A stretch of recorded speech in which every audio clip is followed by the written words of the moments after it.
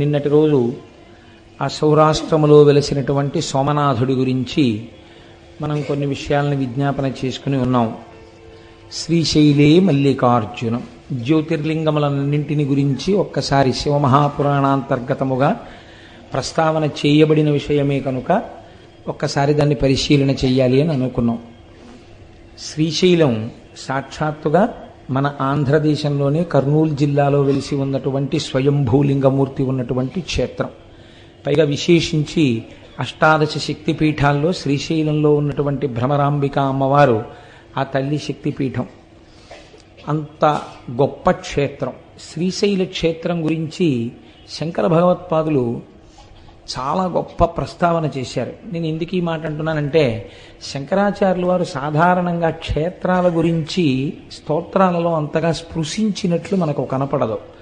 కానీ వారు శివానందలహరి చేస్తూ మధ్యలో ఉన్నటువంటి శ్లోకాన్ని శ్రీశైలం గురించి ఆయన మాట్లాడారు.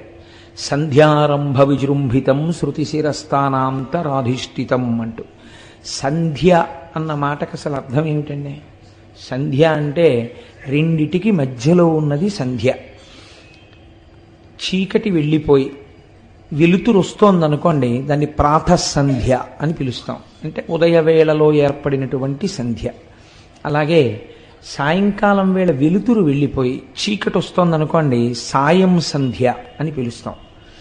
రెండిటి మధ్యలో ఉన్నదాన్ని సంధ్య అని పిలుస్తాం. సంధ్యారంభ విజృంభితం అన్న శ్లోకం కూడా మధ్యలోనే ఉంది శివానందలహరికి. అది కాకతాళీయమా, శంకరాచార్యుల వారు ఏదైనా చెప్పాలని అనుకుంటున్నారా? అందులో ప్రత్యేకించి ఆ శ్లోకంలో శంకరాచార్యుల వారు శ్రీశైలంలో ఉన్నటువంటి మల్లికార్జునుడి గురించి ప్రస్తావన చేశారు.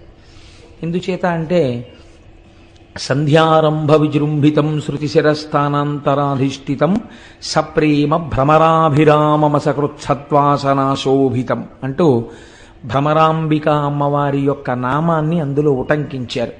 శివాలింగితం అని పూర్తి చేస్తూ పార్వతీదేవి చేత ఆలింగనము చేయబడిన స్వరూపంగా దర్శనం చేశారు ఆయన. ఇందులో మీరు తెలుసుకోవలసినటువంటి రహస్యం ఒకటి ఉంది. సంధ్య అన్న మాటయే ఆత్మ. మీరు జాగ్రత్తగా పరిశీలన చేయండి. ఎందుచేతంటే సంకల్పము వికల్పము అని రెండు ఉంటాయి. ఇది మనస్సు చేసేటటువంటి పని. ఒకే వస్తువుని గురించి నిరంతరంగా ఆలోచన చేసిందనుకోండి మనస్సు, దాన్ని ధ్యానము అంటారు. సాధారణంగా ఇది మనం ఎప్పుడు చేస్తామంటే, మీకు తెలియకుండా మీరు చేసేస్తుంటారు ధ్యానం. మామూలుగా మీకు విషయం ద్యోతకం అవుతోందనుకోండి, లోపల ఎటో చూస్తూ ఏదో మాట్లాడుతూ చెప్పేస్తారు. మీకు విషయం జ్ఞాపకంలోకి రాలేదనుకోండి, మొన్నను మీకు ఏదో పని చెప్పాను, ఏం చెప్పానండి అని బయట చూడరు, ఏం చెప్పాను అని కళ్ళు మూస్తారు. కళ్ళు మూసుకోగానే మీరు జ్ఞాననేత్రం మీద ఒక్కసారి ధ్యానం చేశారనమాట ఆ వస్తువు గురించి. ఆజ్ఞాచక్రం మీద మనస్సు పెట్టగానే అది జ్ఞాపకానికి వస్తుంది. ఇది లౌకిక విషయాల్లో మనం చేస్తూ ఉంటాం. నిజంగా ధ్యానంలోకి అన్వయం చేసుకోవడం మనకి చేత కాదు. చేసుకుంటే చాలా అందంగా ఉంటుంది. ఇప్పుడు ఈ మనస్సులోంచి ఒక సంకల్పం వస్తుంది. అది ఏదో ఒక్క విషయం గురించే మాట్లాడింది అనుకోండి, అది చాలా గొప్ప విషయమై కూర్చుంటుంది. అలా మాట్లాడుతుంది. మీరు ఎప్పుడైనా మనస్సుని పరిశీలన చేయండి. అది ఏం చేస్తుందంటే, మీరు దాన్ని స్వేచ్ఛగా విడిచిపెట్టి ఓ 10 నిమిషాలు ఇది ఇప్పటిదాకా ఏం చేసిందని వెనక్కి తిరిగి చూడండి. ఒక్క విషయం గురించి మాట్లాడదు. కాసేపు రేపు నేను ఇదొకటి చెయ్యాలి కదా, రేపు ఓంకార క్షేత్రం గురించి వస్తే గొప్ప విషయమే, భగవంతుడి గురించి ఆలోచించినట్టు అవుతుంది. రేపు నేను ఆ పని మీద వెళ్ళాలి, ఆఫీసులో ఈ పని రేపు పూర్తయిపోతుందా, రేపు ఫలానా వాళ్ళకి ఫోన్ చేద్దాం అనుకున్నాను, అదో పని చేయాలి, తర్వాత నేను బట్టలు దర్జీకి ఇచ్చి చాలా రోజులైంది అవి తెచ్చుకోవడం మర్చిపోతున్నాను, ప్రతిరోజు అదొకటి తెచ్చుకోవాలి. ఇప్పుడు ఎన్ని విషయాలు ఆలోచించింది? అది ఏ ఒక్క విషయం మీద ఎడతెగని ఆలోచన లేదు. ఇలా ఇలా ఇలా ఇలా ఇలా ఇలా ఎగురుతుంది వస్తువుల మీద.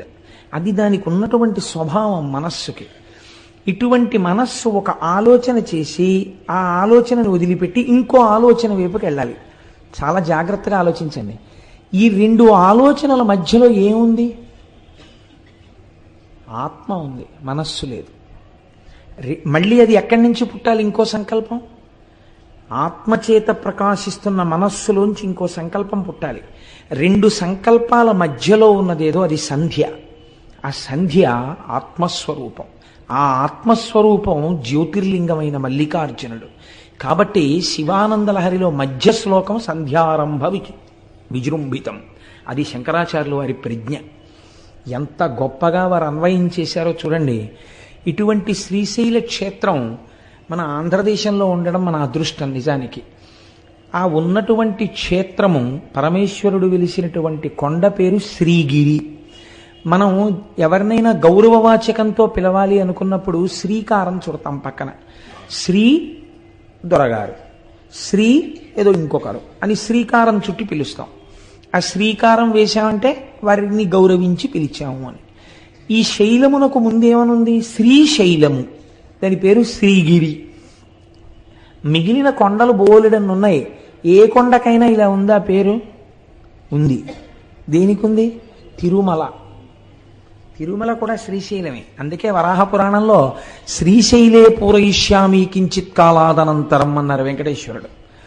శ్రీశైలములు రెండు. ఒక శ్రీశైలము తిరుమల. తిరు అంటే ద్రవిడ భాషలో గౌరవవాచకం, శ్రీకారం. తిరుమలై, మలై అంటే కొండ. శ్రీశైలము సంస్కృతంలోకి చెప్తే ఇది శ్రీశైలము. అక్కడ కరచరణాదులతో ఉన్నాడు, ఇక్కడ లింగమూర్తిగా ఉన్నాడు, అరూపరూపిగా ఉన్నది ఒక్క పరమాత్మే, రెండుగా భాషిస్తున్నాడు. ఇక్కడ ఉన్నటువంటి శ్రీశైలము, ఆ కొండ పేరు శ్రీగిరి. ఈ శ్రీగిరి అన్న పేరు ఎందుకు వచ్చింది అంటే దాని గురించి స్థల పురాణం ఒక మాట మాట్లాడింది. ఒక భక్తురాలు నేను ఈ కొండగా మారాలని కోరుకున్నది కాబట్టి ఆమె శైలముగా మారినది అని కాదు. దాని యొక్క తాత్వికమైన రహస్యం వేరు. కొన్ని పరమ పవిత్రమైనటువంటి కొండలు ఉంటాయి. ఈశ్వరుడు కోరి కోరి అక్కడ స్వయంభూగా వెలుస్తాడు.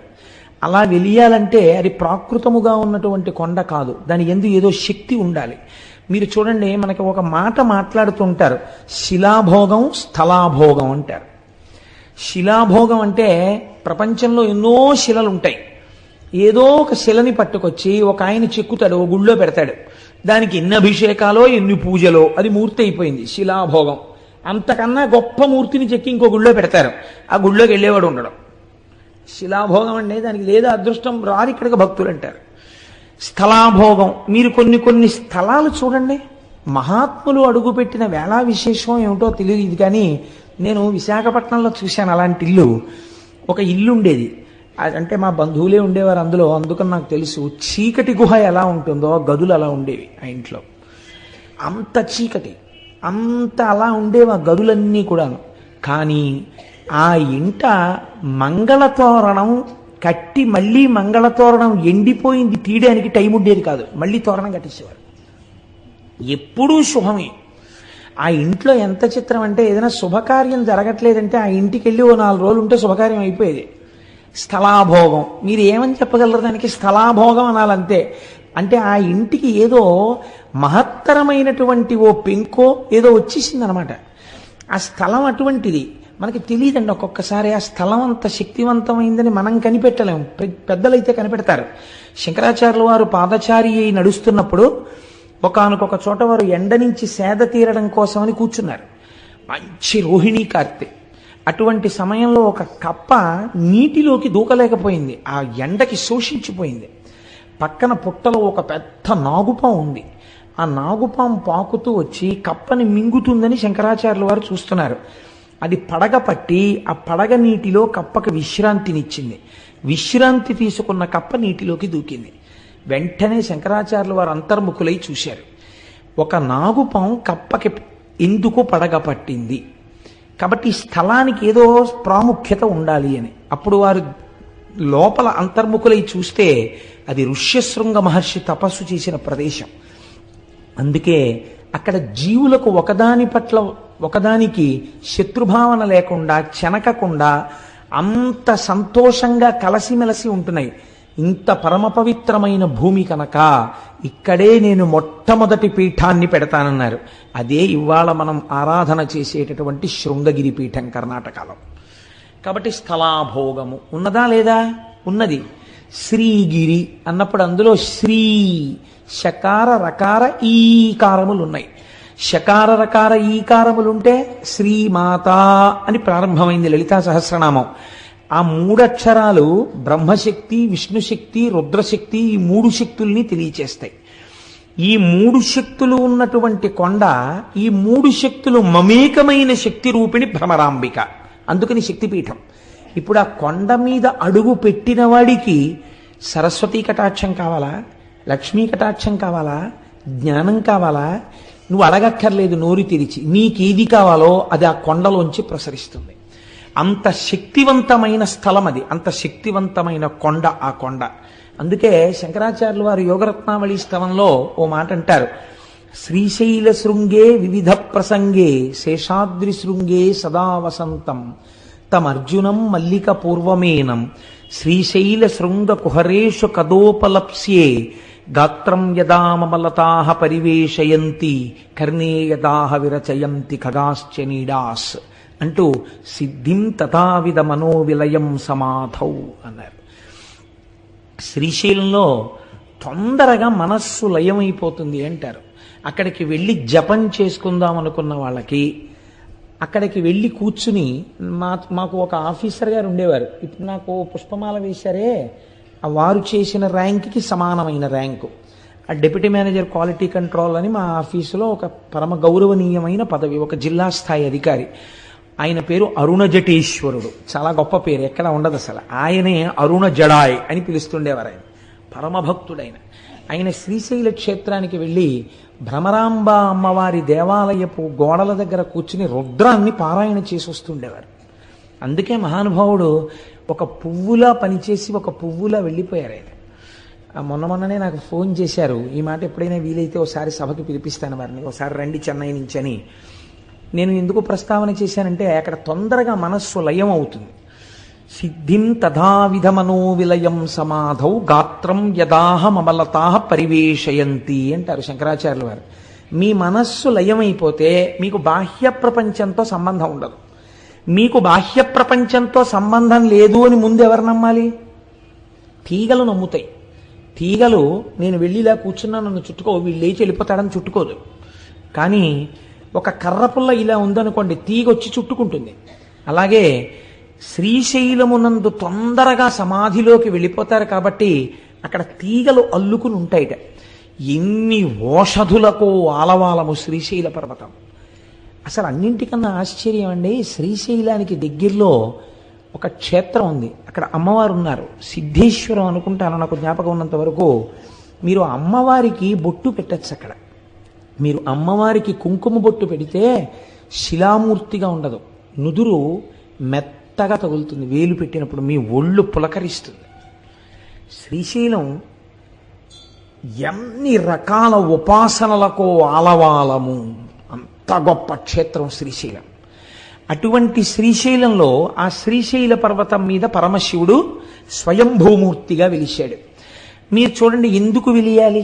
ఏదో కారణం ఉండాలి కదండి. నిన్న సౌరాష్ట్రే సోమనాథంచ ఒక కారణం కనపడింది, ఇక్కడ కూడా ఒక కారణం ఏమైనా ఉందా అంటే శ్రీశైలంలో ఎందుకు పరమశివుడు వెలయవలసి వచ్చింది అన్న దాని గురించి పెద్దలు ఒక హేతువుని చెప్తారు. క్రౌంచేన పర్వతే దూరంగతే తస్మిన్ స్వపుత్రకే తేచ తత్ర సమాసీనౌ జ్యోతిరూపం సమాశ్రితౌ పుత్ర స్నేహాతురౌ తవ్వై శివౌ పర్వణి పర్వణి దర్శనార్థం కుమారస్య స్వపుత్రస్య గచ్చతః అమావాస్యాం దిశే శంభు స్వయం గచ్చతి తత్ర పౌర్ణమాసే దినే తత్ర పార్వతీ గచ్చతి ధ్రువం. మీకందరికీ తెలుసున్నటువంటి విషయమే, గణాధిపత్యం ఎవరికి ఇవ్వాలి అని నిర్ణయం చెయ్యవలసి వచ్చినప్పుడు శంకరుడు తన ఇద్దరు కుమారులను పిలిచి ఎవరు భూమండలానికి అంతటికీ తొందరగా ప్రదక్షిణం చేసి వస్తారో వారికి నేను పట్టాభిషేకం చేస్తాను, వారికి నేను గణాధిపత్యం ఇస్తాను అన్నారు. అంటే గబగబా బయలుదేరాడు సుబ్రహ్మణ్యేశ్వర స్వామి. వారిది నెమలి వాహనం కాబట్టి గబగబా వెళ్ళి భూమండలంలో ఉన్న దేవాలయాలన్నిటినీ దర్శనం చేసుకుంటూ వస్తున్నాడు. ప్రదక్షిణం అంటే అది బాగా గుర్తుపెట్టుకోండి. సాధారణంగా మనం ఈ కథని కథగా చెప్పేస్తాం. ఆయన ఏమన్నాడు పరమశివుడు? ప్రదక్షిణం చేసి రమ్మన్నాడు. ప్రదక్షిణం చేసి రమ్మంటే గుళ్ళల్లోకి ఎందుకంటే సుబ్రహ్మణ్యేశ్వర స్వామి వారు గిరగిరా తిరిగేసి వచ్చేయకూడదు ఏంటి? ఓ విమానం తిరిగేసినట్టు ఏరియల్ వ్యూ అంటాం కదా మనం, అలా నెమలి వాహనం ఎక్క అలా తిరిగిలా వచ్చేస్తే బాగుంటుంది కదా. ప్రతి గుళ్ళోకి వెళ్ళాడు ఆయన. ప్రతి గుళ్ళోకి వెడితే ఆయనకి ఏం కనపడేదంటే ఈయన గుళ్ళోకి వెళ్ళేటప్పటికీ విఘ్నేశ్వరుడు బయటికి వెడుతున్నట్టు కనపడేది. అయ్యో అన్న ఇదేంట్రా నాకన్నా ముందే బయటికి వెళ్ళిపోతున్నాడు, ఎలా వెళ్ళిపోతున్నాడు రా అనుకునేవాడు ఆయన. ప్రతి గుళ్ళోనూ ఈయన వెళ్ళడం, ఆయన బయటికి వెళ్ళడం. అదేంటి, ఎందుకు అసలు సుబ్రహ్మణ్యుడు గుళ్ళల్లోకి తిరగడం? ఆయన చెప్పాడా పరమశివుడు నువ్వు గుళ్ళల్లోకి వెళ్ళిరా, భూమండలం మీద ఉన్న గుళ్ళన్నీ చూసిరా అని చెప్పాడా? ప్రదక్షిణం చేసిరా అని చెప్పాడా? ప్రదక్షిణం చేసిరా అని చెప్పాడు. ప్రదక్షిణం చేసిరా అంటే గుళ్ళల్లోకి ఎందుకండి వెళ్ళడం? అదే ప్రదక్షిణం అంటే. ప్రదక్షిణం అంటే ఏమిటో తెలుసా అండి? దేవాలయంలో ప్రదక్షిణం చేసేటప్పుడు లోపల ఉన్న మూర్తి మిమ్మల్ని పరిశీలన చేస్తాడు. నన్ను నమ్ముకున్నటువంటి మహాభక్తులందరూ నా దేవాలయంలో కొలువు తీరి ఉన్నారు, వీరికి నమస్కరించి వీరి అనుగ్రహంతో నా దగ్గరికి వస్తాడా, వీళ్ళంతటి వాళ్ళు వీళ్ళెందుకని నా దగ్గరికి వస్తాడా చూద్దామని వీళ్ళని వదిలి లోపలికెళ్ళిన వాడిని చూడగానే ఇలా మొహం తిప్పుతాట పరమేశ్వరుడు. కాబట్టి మీకు ఆ ఈశాన్యలింగం అని ఉంది అరుణాచలంలో. అరుణాచలంలో ఈశాన్యలింగం దగ్గర నందీశ్వరుడు ఇలా ఉండడు, ఇలా ఉంటాడు. మొన్న మేము వెళ్ళినప్పుడు ఆయన్ని ఎందుకు అలా మొహం పక్కకి తిప్పుకుని ఉన్నాడు అని అడిగితే ఆయన తమిళంలో చెప్తే ఏదో వచ్చిన వాళ్ళు ఎవరో దాన్ని తర్జుమా చేశారు. ఒక మహాభక్తుడు, ఒక ఆయన, కొంతమంది భక్తులు పల్లెటూరు నుంచి వచ్చారు కానీ వాళ్ళు పరమభక్తులు. వాళ్ళు వచ్చి దర్శనం చేసుకుందాం అంటే ఈ నంది అడ్డొచ్చింది. అడ్డొస్తే వాళ్ళు శివుడికి చెప్పారు, ఈశ్వర నీ దర్శనం చేసుకుందాం అంటే ఈ నంది అడ్డొస్తోందని. ఆయన అన్నాడు, నా భక్తులకు కనపడే వరకు కాసేపు మొహం అలా పక్కకి తిప్పన్నాడు. అందుకని ఇలా పెట్టాడు ఆయన. మళ్ళీ నువ్వు ఇటు తిప్పచ్చు అనలేదు, ఏమో ఇలాంటి వాళ్ళు ఇంకా వస్తారేమో అలా ఉండు కాసేపు అన్నట్టే లెక్క. అందుకని అలాగే ఉన్నాడు ఈశాన్యలింగం. కాబట్టి చూడండి, భక్తుల పట్ల ఆయన ఎంత ప్రీతి వహించి ఉంటాడో చూడండి. లోపల భక్తి ఉంటే ఆయన దాన్ని గమనిస్తాడు. ప్రదక్షిణం అంటే దేవాలయాలలోకి వెళ్ళి చేసినది ప్రదక్షిణం. అరుణాచల శైలమునకైనా సరే అరుణగిరి ప్రదక్షిణం చేసేటప్పుడు దేవాలయాల్ని విడిచిపెట్టి మీరు కొండ చుట్టూ తిరిగితే అది ప్రదక్షిణం అవుతుందని నేను అనుకోవట్లేదు. ఎందుకంటే అలా శాస్త్రం మాట్లాడలేదు కనుక. లేకపోతే తలుపులు తీసి అర్ధరాత్రి వేళ కూడా లింగ దర్శనం అయ్యేటట్టుగా అరుణాచలంలో ఎందుకు ఉంచుతున్నారు? మీరు వెళ్లితేనే ప్రదక్షిణం పూర్తవుతుందని. మీరు వదిలిపెడితే ప్రదక్షిణం ఎలా అయింది? అది మీరు దేవాలయ సహితంగా చేసిందే ప్రదక్షిణం. మీరు లోపల తిరిగినప్పుడు కూడా ఆళ్వారులు ఉంటారు విష్ణువాలయం అయితే, నాయనారులు ఉంటారు శివాలయం అయితే, మీరు ప్రదక్షిణ పురస్సరంగా వెళ్ళాలి. చాలా మంది ప్రధాన దేవత దగ్గరికి వెళ్ళి వస్తారు, దానివల్ల ఈశ్వర అనుగ్రహం కలుగుతుందని నేను అనుకోవట్లేదు. మీకు భూమండల ప్రదక్షిణంలో విఘ్నేశ్వరుడు చేసిన ప్రదక్షిణమే దానికి ప్రమాణం. ఇంతలోకి ఆయన పాపం పోన్లే అన్నయ్య కన్నా ముందుకెడతానేమో అని పరిగెత్తాడు కైలాసం దగ్గరికి వచ్చాడు. ఈయన ఏం చేశాడు? గణపతి నిజంగా వెళ్ళారు ఆయన సూక్ష్మంలో మోక్షం అంటారు చూసారా, అటువంటిది ఒకటి చేశాడు. అన్ని వేళలా చెయ్యకూడదు, ఎప్పుడు నిజంగా మీరు చేయలేరో అప్పుడు చెయ్యాలి దాన్ని. శ్రీరామ రామ రామేతి రమే రామే మనోరమే సహస్రనామ తత్తుల్యం రామనామవరాననే నిజమే. శ్రీరామ శ్రీరామ శ్రీరామ అంటే విష్ణు సహస్రం చెప్పినట్టు. అందుకని పూజంతా మానేసి 3 మాటలని వెళ్ళిపోతానంటే కుదరదు. నిజంగా మీకు అంత టైం లేని పరిస్థితి వచ్చినప్పుడు శ్రీరామ శ్రీరామ శ్రీరామనమని. పాపం నెమలి వాహనము లేదు, స్థూలకాయం ఎలక వాహనం, నేను తిరగలేనేమో అనుకుని అన్ని విధాలా బేరీజు వేసుకున్నప్పుడు ఆయన ఏం చేశాడంటే, నాన్నగారు తల్లిదండ్రులకు చేసినటువంటి ప్రదక్షిణం భూమండలానికి చేసిన ప్రదక్షిణంతో సమానం, కాబట్టి నేను మీకే ప్రదక్షిణం చేసి మీకే నమస్కరిస్తున్నాను, అశక్తుడను కనుక. ఈయన అశక్తుడే, అలా సుబ్రహ్మణ్యుడితో సమానంగా వెళ్ళడానికి ఎవరు అంగీకరించాలి? సర్వజ్ఞుడైన శంకరుడు అంగీకరించాలి. ఈ బుద్ధి కుశలత ప్రదర్శించాడు, గణాధిపత్యం ఇచ్చారు. చిన్నపిల్లలకి మంకుతనం ఉంటుంది కదండి, అందులో నువ్వు ఓడిపోయావురా అన్నారనుకోండి చాలా బాధగా ఉంటుంది. అంతవరకు ఎందుకంటే ఓ బస్సులో ఆడపిల్లలు మగపిల్లలు కలిసి వెళ్తున్నప్పుడు అంత్యాక్షరి పెట్టి గెలిచారని మగపిల్లలకి ప్రైజ్ ఇస్తే పెద్ద అలరైపోతుంది. ఆడపిల్లలకి ఇస్తే మగపిల్లలందరూ మొహాలు ముడిచేసుకున్నారు మేము మనం వెళ్ళినప్పుడు.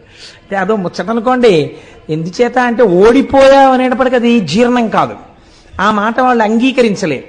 అందుకే మనం ఇంగ్లీష్లో దానికి ఒక చమత్కారమైన మాట రన్నర్స్ అప్ అని పెట్టారు. ఏమిటో అంటే ఓడిపోయిన వారు అని అనకుండా ఇదేంటి, వీరిని గెలిచిన వారు వారు, వారిని గెలిపించిన వారు వీరు అని ప్రైజ్ ఇచ్చారనుకోండి, బహుశా సంతోషిస్తారేమో, ఓ మర్యాద ఉంది కాబట్టి. కనుక ఇప్పుడు సుబ్రహ్మణ్యుడు ఓడిపోయాడు, పెద్ద ఆయన గెలిచాడు, అందుకని వాడికి నేను పట్టాభిషేకం చేస్తున్నాను రా అన్నారు. అంటే అది అంగీకరించలేని అజ్ఞాని సుబ్రహ్మణ్యుడు కాడు. కానీ నాన్నగారు ఎలా అయినా ఈ ధర్మ సూక్ష్మం ఒకటి ఉంది శాస్త్రంలో అని చెప్పేసి అంగీకరించేసి ఆ అన్నయ్యకి చేసేశారు. అన్నయ్యకి చేసేశారని ఆయన బాధ కాదండో, అన్నయ్యకి చేసేశారని బాధ అయితే రావణాసురుడు కుబేరుడి మీద యుద్ధానికి వెళ్ళినట్టు యుద్ధానికి వెళ్ళాలి. ఆయనకి అది కాదు బాధ. ఓటమి వలన కలిగినటువంటి చిన్ని అక్కసు. చంటి పిల్లాడు కదండి సుబ్రహ్మణ్యుడు అంటే. ఆ మాత్రం లేకపోతే అందమే ఉంటుందండి పిల్లల దగ్గర. 70 ఏళ్ళు వచ్చినా పిల్లాడు అమ్మ దగ్గరికి వెళ్ళినప్పుడు అమ్మే, నాన్నగారి దగ్గరికి వెళ్ళినప్పుడు నాన్నగారే. పిల్లలు తల్లిదండ్రుల దగ్గర అలాగే ఉంటారు. అందుకని చిన్న కోపం వచ్చింది. కోపం వచ్చి నేను వెళ్ళిపోతున్నానని వెళ్ళిపోయాడు. ఎక్కడికి వెళ్ళిపోయాడు? ఎక్కడికి వెళ్ళిపోయినా తెలుస్తుంది వాళ్ళకి. వాళ్ళకి తెలియదేంటి సర్వజ్ఞులు పార్వతీ పరమేశ్వర్ల కనుక చూశారు ఎక్కడికి వెళ్ళాడు వీడని. ఇంట్లో ఫంక్షన్ అయిపోయింది, పట్టాభిషేకం. ఓసారి వీడి దగ్గరికి వెడదాం రమ్మని కబురు చేశారు. రే నాన్న వచ్చి అదేమిట్రా, నేను రాను అన్నాడు. పిల్లలు చూడండి మూతి పుడుచుకుని మీద ఎక్కి కూర్చుంటారు. నేను రాను ఇంట్లోకి అంటారు. తండ్రి 2 రెక్కలు ఎత్తి తీసుకొచ్చేయగలడు ఇంట్లోకి, కానీ అలా తీసుకురాడు. వెళ్ళి చాలా బతిమాలతాడు. అందులో ఏముంది? తండ్రి ఓటం ఉందా? తండ్రితనం ఉంది, తల్లితనం ఉంది కదండి. ఇప్పుడు మీకు శ్రీశైల క్షేత్రం వింటే ఏమర్థం అవుతోంది? శివలింగాన్ని చూడగానే మీకు ఎంత పులకరింత రావాలి, నువ్వు మా తండ్రివి. అందుకని కదా ఇంత బతిమాలడమా సుబ్రహ్మణ్యుడి కోసం. అందుకని పార్వతీ పరమేశ్వరులు ఇద్దరూ కైలాస పర్వతం నుంచి సుబ్రహ్మణ్యుడి కోసం వచ్చారు. చూడండి, ఈ అరుగు మీద పిల్లాడు కూర్చుంటే దెబ్బలాడిన నాన్నగారి మీద కోపం వచ్చి పిల్లాడు అక్కడ కూర్చుంటే నాన్నగారు వెళ్ళి ఇలా పక్కన కూర్చుని ఏదో చెప్దాం అనుకునే వాళ్ళకి వాళ్ళు లేచి మళ్ళీ ఈ అరుగు మీదకి వెళ్ళిపోతాడు. అలా సుబ్రహ్మణ్యుడు ఓ 24 క్రోసులు ముందుకు వెళ్ళిపోయాడు. వెళ్ళిపోతే శంకరుడు ఎక్కడికి వెళ్ళి కూర్చున్నాడు? ఆయన వెళ్ళి మల్లెతీగల చేత చుట్టుకోబడినటువంటి ఒక అర్జున వృక్షం కింద ఆయన కూర్చున్నాడు. ఆయన వెళితే అమ్మగారు ఊరుకుంటుంది ఏంటి? ఆవిడ మహాపతివ్రత. ఆవిడ కూడా గబగబా వెళ్ళింది పక్కకి. వెళ్ళి ఆవిడ కూర్చుంది. ఏమిటండి వీడు మంకుతనం? మీ అంతటా ఆయన అసలు ఏం బొత్తిగా బుద్ధి లేదేం, చిన్నవారా చితకవారా? ఏమిటి మీ పెద్దరికని తెలుసుకోకుండా ఇప్పుడు మీరే బతిమాలు వస్తే వాడు వెళ్ళిపోవడం ఏమిటి అంది. పోన్లేదు పిల్లాడు అన్నారు. అని మొట్టమొదట అమావాస్య రాగానే చీకటి కదా, కొత్త ప్రదేశం కదా, ఒక్కడు ఎలా ఉన్నాడో ఏమిటో అని ముందు శంకరుడు వెళ్ళాడు. వెళ్ళి అయిపోయింది, అప్పటికి ఆలక తీరిపోయింది. వెళ్ళిపోయి అదే దండాయుధపాణి అంటారు. ఆయన వెళ్ళి ఆ పిల్లాడి దగ్గర కూర్చుని ఏంట్రా నాన్న ఇలా వచ్చావు అంటే అప్పటికి ఆయన మహాజ్ఞానిగా నిలబడ్డాడు. అంటే కోపం పోయింది. ఆ క్షేత్రం మనం దర్శనం చేస్తాం. అందుకే ఈయన అమావాస్య నాడు వెళ్ళి దర్శనం చేసి వస్తారు. ప్రతి పౌర్ణమి నాడు అమ్మవారు వెళ్ళి దర్శనం చేసి మళ్ళీ వస్తుంటుంది శ్రీశైలానికి. పిల్లాడికి దగ్గరలో ఉన్నామనిపించుకోవడానికి అక్కడే ఉండి చక్కగా ఇద్దరిని చూస్తూ సుబ్రహ్మణ్యుణ్ణి చూసుకుంటూ ఎలాగో వచ్చాం కదా ఈ క్షేత్రానికి, ఇక్కడ చక్కగా ఈ మల్లె చెట్టు కిందకు వచ్చాం కదా అని వెలిశారు. ఎవరు ప్రార్థించారని వెలిశారు? ఇందులోనే మీరు శ్రీశైలానికి సంబంధించినటువంటి ఒక గొప్ప రహస్యాన్ని పట్టుకోవాలి. సుబ్రహ్మణ్యుడు అలిగితే తండ్రితనం చూపించి వచ్చాడైన. సుబ్రహ్మణ్యుడు అలిగితే తల్లితనం చూపించి వచ్చాడైన. మీరు కూడా అలక చేతనో అజ్ఞానం చేతనో అబ్బెబ్బే భగవంతుడు ఎక్కడండి, అన్నీ నేనే ఈ శరీరం చూపించుకుని భగవంతుడికి దూరం అయిపోయాం మనం కూడా కదండి. ఇలా దూరం అయిపోయిన వాళ్ళు ఎవరైనా ఉంటే వాళ్ళ దగ్గరికి నేనే వెళ్ళిపోతానని చెప్పొచ్చి ఆయన శ్రీశైలంలో కూర్చున్నాడు. దూరం అయిపోయిన వాళ్ళని వెతుక్కుంటూ ఆయన వస్తే ఆయన మా అమ్మా నాన్నగారు అక్కడ కూర్చున్నారు అనుకుని మీరే శ్రీశైలం వెళ్ళారనుకోండి, ఎంత సంతోషపడిపోతాడండి. నా పిల్లలు చూడవే, కడుపున పుట్టిన వాడికన్నా వీళ్ళు నా పిల్లలే చూడు, నా కోసం వచ్చాడు అని పొంగిపోతాట. అందుకే శ్రీశైల మల్లికార్జునుడిది ధూళి దర్శనం. ధూళి దర్శనం అంటే మీరు కాకినాడలో బయలుదేరి శ్రీశైలం వెళ్లే లోపల ఓ 10 గంటలో 15 గంటలో నిద్రపోతారు. ఏ బట్టలో కట్టుకుని ఏ హోటల్లోకో వెళ్ళి అన్నం తినేస్తారు. ఆ పచ్చడి గిచ్చడి మీద పోసేసుకుంటారు. ఓ 2 మాటలు మూత్ర విసర్జన చేసేస్తారు. ఇంకో మాట అవసరమైతే ఇంకొక శంక కూడా తీర్చుకుంటారు. ఆ బట్టలతో శ్రీశైలం కొండ మీద కడతారు. వెళ్ళిన తర్వాత మీరు ఒక కాటేజ్ ఏదో తీసుకుని లోపలికి వెళ్ళి స్నానం చేసి శౌచంతో వెళ్ళి శివలింగాన్ని ముట్టుకున్నారనుకోండి, కొంచెం చిన్నబుచ్చుకుంటాడు ఆయన. ఏమిటంత శౌచంగా వచ్చాడు వీడు అని. మీరు ఆ శ్రీశైల క్షేత్రానికి వెళ్ళగానే కాళ్ళ నిండా మట్టి పట్టేసి కాళ్ళు కడుక్కోకుండా చేతులు కడుక్కోకుండా స్నానం చేయకుండా పూర్తి చేసుకున్న శరీరంతో అనగా దూరదేశం నుంచి వెళుతున్నారనుకోండి, ఎంత అశౌచం అండి మరి. మలమూత్ర విసర్జన చేసిన శరీరం ఎంత అశౌచంతో కూడుకున్నది. పైగా మీరు కొంతసేపు నిద్రపోయారు బస్సులో, రైల్లో, నిద్ర ఎంత అశౌచం వస్తుంది. ఎందుకంటే కొన్ని శరీరంలోంచి విసర్జింపబడవలసినవి బయటికి వస్తాయి, నిద్రపోతే పుసులు కడతాయి కళ్ళు. ఇటువంటివన్నీ ఏర్పడినప్పుడు మళ్ళీ స్నానం చేసి కానీ దేవాలయంలోకి వెళ్ళకూడదు. మీరు ఇన్ని అశౌచాలు దగ్గర పెట్టుకుని కాటేజీలో పెట్లు పారేసి ఈ మట్టి చేతులతో ఈ మట్టి కాళ్లతో వీలైతే ఇంకోసారి శ్రీశైలం కొండ మీద ఒక కప్పు టీ తాగకపోతే ఉండలేనని తాగేసి కాళ్ళు కడుక్కోకుండా శ్రీశైలం గుడి దగ్గరికి వెళ్ళి ధూళి దర్శనానికి వచ్చామండి అని లోపలికి వెళ్ళి ఈ మట్టి కాళ్లతో మోకాళ్ళ మీద కూర్చుని మట్టి చేతులతో శివలింగాన్ని ముట్టుకుని చెమట పట్టేసిన మొహంతో శివలింగం మీద తల తాటిస్తే పొంగిపోతట ఆయన. వీడు రానా కొడుకంటట, సర్వకామ్య సిద్ధినిస్తట. దీన్ని ధూళి దర్శనం అంటారు శ్రీశైలంలో. శ్రీశైలంలో మీరు అందుకే దేవాలయం దగ్గరికి వెళ్ళి ఫలానా చోటు నుంచి వచ్చామండి ధూళి దర్శనానికి వచ్చామంటే లోపలికి వెళ్ళిపోండి అంటారు. నేను ఎన్నో మాటలు శ్రీశైలంలో అలా ధూళి దర్శనం చేశాను. కాబట్టి ధూళి దర్శనం శ్రీశైలంలో చెయ్యాలి. ఎందుకు చెయ్యాలి అంటే, ఉదాహరణకి అంటే మీకు అర్థం అవడం కోసం చెప్తున్నాను సుమండి. 10 మాటలు కోటేశ్వరరావు ఎందుకు స్వవిషయం ప్రస్తావన చేస్తాడు అని మీరు అనుకోకండి. నా కొడుకు ఎక్కడో దూరంగా ఉండి చదువుకుంటున్నాడు అనుకోండి, ఒక రాత్రంతా బెర్త్ మీద నిద్రపోయి ముందు రోజు 3 గంటలకి రైలు ఎక్కి ఏ రైల్వే స్టేషన్లో కనపడినటువంటి పదార్థమో ఎడం చేతిలో పెట్టుకుని కుడి చేత్తో తినేసి అవన్నీ మీద పడిపోయిన చట్నీ మరకలతోటి ఆ చెమట పట్టేసిన మొహంతోటి ఆ రైలు దిగి అనుకోకుండా వాడి ఇంటికి వచ్చి తలుపు కొడితే నేను వెళ్ళి ఇలా తలుపు తీశాను అనుకోండి, తలుపు తీస్తే నా కొడుకు కనపడ్డాడు అనుకోండి, ఏమిట్రా ఇలా వచ్చావు అనుకోకుండా అన్నాను అనుకోండి, నాన్నగారండి నాకు గత వారం మీరు కల్లోకి వచ్చారు నాన్నగారండి, అందుకని 2 రోజులు అనుకోకుండా సెలవులు వచ్చాయి, ఇక్కడ ఏదో స్థానికంగా ఎన్నికలు జరుగుతున్నాయి సెలవులు ఇచ్చారు, మిమ్మల్ని చూడాలనిపించి వచ్చేసాను నాన్నగారండి అన్నాడు అనుకోండి అని నా కొడుకు నన్ను గట్టిగా పట్టుకున్నాడు అనుకోండి, నేను కూడా పుత్రగాత్ర పరిష్వంగం అని సంతోషంగా వాడిని నాన్న కల్లోకి వచ్చావా ఇంత కష్టపడి అని కౌగిలించుకుంటానా, దూరం స్నానం చేసిరా అంటానా? కౌగిలించుకుంటానంతే. తండ్రిగా మీకే ధూళి దర్శనం ఉంది కదండి. అంత దూరం నుంచి వచ్చిన కొడుకుని చూడగానే మురిసిపోయి కౌగిలించుకుంటున్నారే, శ్రీశైలలింగమునందు తండ్రితనం ఉంది. అందుకే మీరు అడిగారని రాలేదు, మీకోసమైన వచ్చాడు. జగత పితరౌ వందే పార్వతీ పరమేశ్వరవు ప్రతిరోజు వస్తాడు. అసుర సంధ్య వేళలో భూమండలం మీది నుంచి వెడుతుందిట నందివాహనం. అందుకే ఆ సమయమునందు చెయ్యకూడని పనుల జాబితా కొన్ని చెప్పింది శాస్త్రం. మీరు భాగవతంలో విన్నారు, పునః ప్రస్తావనక్కర్లేదు. అటువంటి సమయంలో శ్రీశైల పర్వతం మీద మాత్రం ఒక్కసారి దిగుతాట పరమాత్మ. అంత పరమ పవిత్రమైన సమయంలో మీరు శ్రీశైలంలో ఉండి నిజంగా శ్రీశైల దేవాలయంలో కూర్చుని ఆ సమయంలో శివాష్టోత్తర శతనామ స్తోత్రాన్ని మీరు చదువుకుంటున్నారు అనుకోండి. చదువుకుంటుంటే అక్కడ దిగిన పరమాత్మ ఎంత పరవశించిపోతాడు. ఇన్ని పేర్లు పెట్టి నన్ను పిలుస్తున్నాడు రావిడని.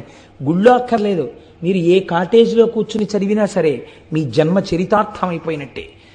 అందుకే శ్రీశైలంలో వెలిసినటువంటి పరమాత్మ ఒకరి ప్రార్థన చేత వెలియలేదు, స్వయంభూగా తనంత తాను వెలిశాడు.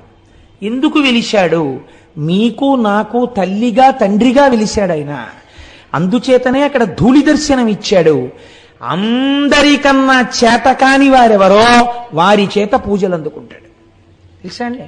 ఇప్పుడంటే లేదండి. ఇప్పుడు ఒక్కొక్కటి మోడర్నైజ్ అయిపోయి దేవాలయాలు కూడా కొంచెం ఇదిగా ఉంది. కానీ నేను ఒకనొకప్పుడు ఇంటర్మీడియట్ చదువుకునే రోజుల నుంచి, అనగా ఇంచుమించు 1973-75 ప్రాంతాల నుంచి శ్రీశైలం వెళ్ళినటువంటి సందర్భాలలో సుప్రభాత దర్శనం కోసమని వెంపర్లాడి పరిగెత్తేవాడిని. ఆ రోజుల్లో చెంచులు వచ్చేవారు. చెంచులు వచ్చి ఎంతంత డప్పు నిజంగా. నేను నా భార్య నా పెళ్ళయిన తర్వాత కూడా అస్తమానం శ్రీశైలం వెళ్ళేవాళ్ళం. పెద్ద డప్పులు, ఇంతంత డప్పులు పట్టుకొచ్చి పెట్టుకుని అర్చక స్వాములు ప్రాతస్మరామిగ ననాద మనాద బంధుం సింధూరపూర పరిశోభిత గండ యుగ్మం ఉద్దండ విఘ్న పరిఖండ నచండ దండ మాఖండలాది సురనాయక బృందవంద్యం అన్న సుప్రభాతం చదివి తెర తీసి శివలింగ దర్శనం అయ్యే ముందు ఎవ్వరూ చూడకండి, ముందు దర్శనం నందికే నందికే నందికే అని చెప్పేవారు. తెర తీయగానే నిజంగా ఈ చెంచులు ఆనందంతో వాయించేవారు. వెన్నుపాములోంచి పులకరింతలు వచ్చేసేవి నిజంగా ఆ వాయిద్యాలు వింటుంటే. అంత సంతోషంతో మల్లన్న మల్లన్న ఓ చెవిటి మల్లన్న మల్లన్న మల్లన్న ఓ చెవిటి మల్లన్న నడిచేవారు. ఆయనకి అదో పేరండి, చెవిటి మల్లన్న నరిస్తే పొంగిపోతాట శ్రీశైలం వెళ్ళి. భగవంతుడికి ఏమైనా మంచి పేర్లు ఉంటాయి. ఓ శివ అంటారు, ఓ శంకర అంటారు. చెవిటి మల్లన్న ఏమిటండి? అక్కడికి వెళ్ళోసారి ఓ చెవిటి మల్లన్న విన్నావా అంటే పొంగిపోతాట ఆయన. ఆయనకు అదో పేరు శ్రీ మల్లికార్జునుడికి. ఎక్కడైనా విన్నారా మీరు ఇటువంటి చేష్టతో? ఏమిటి సౌలభ్యం పరమాత్మది అంటే, ఒక భక్తుడొకడు నువ్వు నన్ను రక్షించి కాపాడు సుమా అన్నాడు. ఏమీ తెలియని అమాయకపు భక్తుడు. అలాగే ఉంది శివలింగం. బయటికి వచ్చి మళ్ళీ చెప్పాడు, నేను చెప్పింది విన్నావా, నిన్ను నమ్ముకుని వచ్చాను తండ్రివని, చెయ్యాలి సుమా అన్నాడు. అలాగే ఉంది శివలింగం. విన్నాడా అని అనుమానం వచ్చింది. లోపలికి జనం వెళ్తున్నారు వస్తున్నారు, నేను చెప్తున్నాను విన్నాడంటావా, ఓ చెవిటి మల్లన్నా విన్నావా అన్నాడు. వెంటనే బాబాయ్ వీడు ఇంకో మాట అనకుండా తీర్చేద్దామని ఆ కోరిక తీర్చేసేట. అప్పటి నుంచి ఇప్పటి వరకు చెవిటి మల్లన్న అన్న బాబాయ్ విన్నాను రో అంటట. తండ్రిని చూడండి మీరు, తండ్రి మహాప్రాజ్ఞుడు, అందరి చేత నమస్కరింపబడేవాడు, లోకపూజితుడు. అటువంటి తండ్రి కుర్చీలో కూర్చుని ఉంటాడు.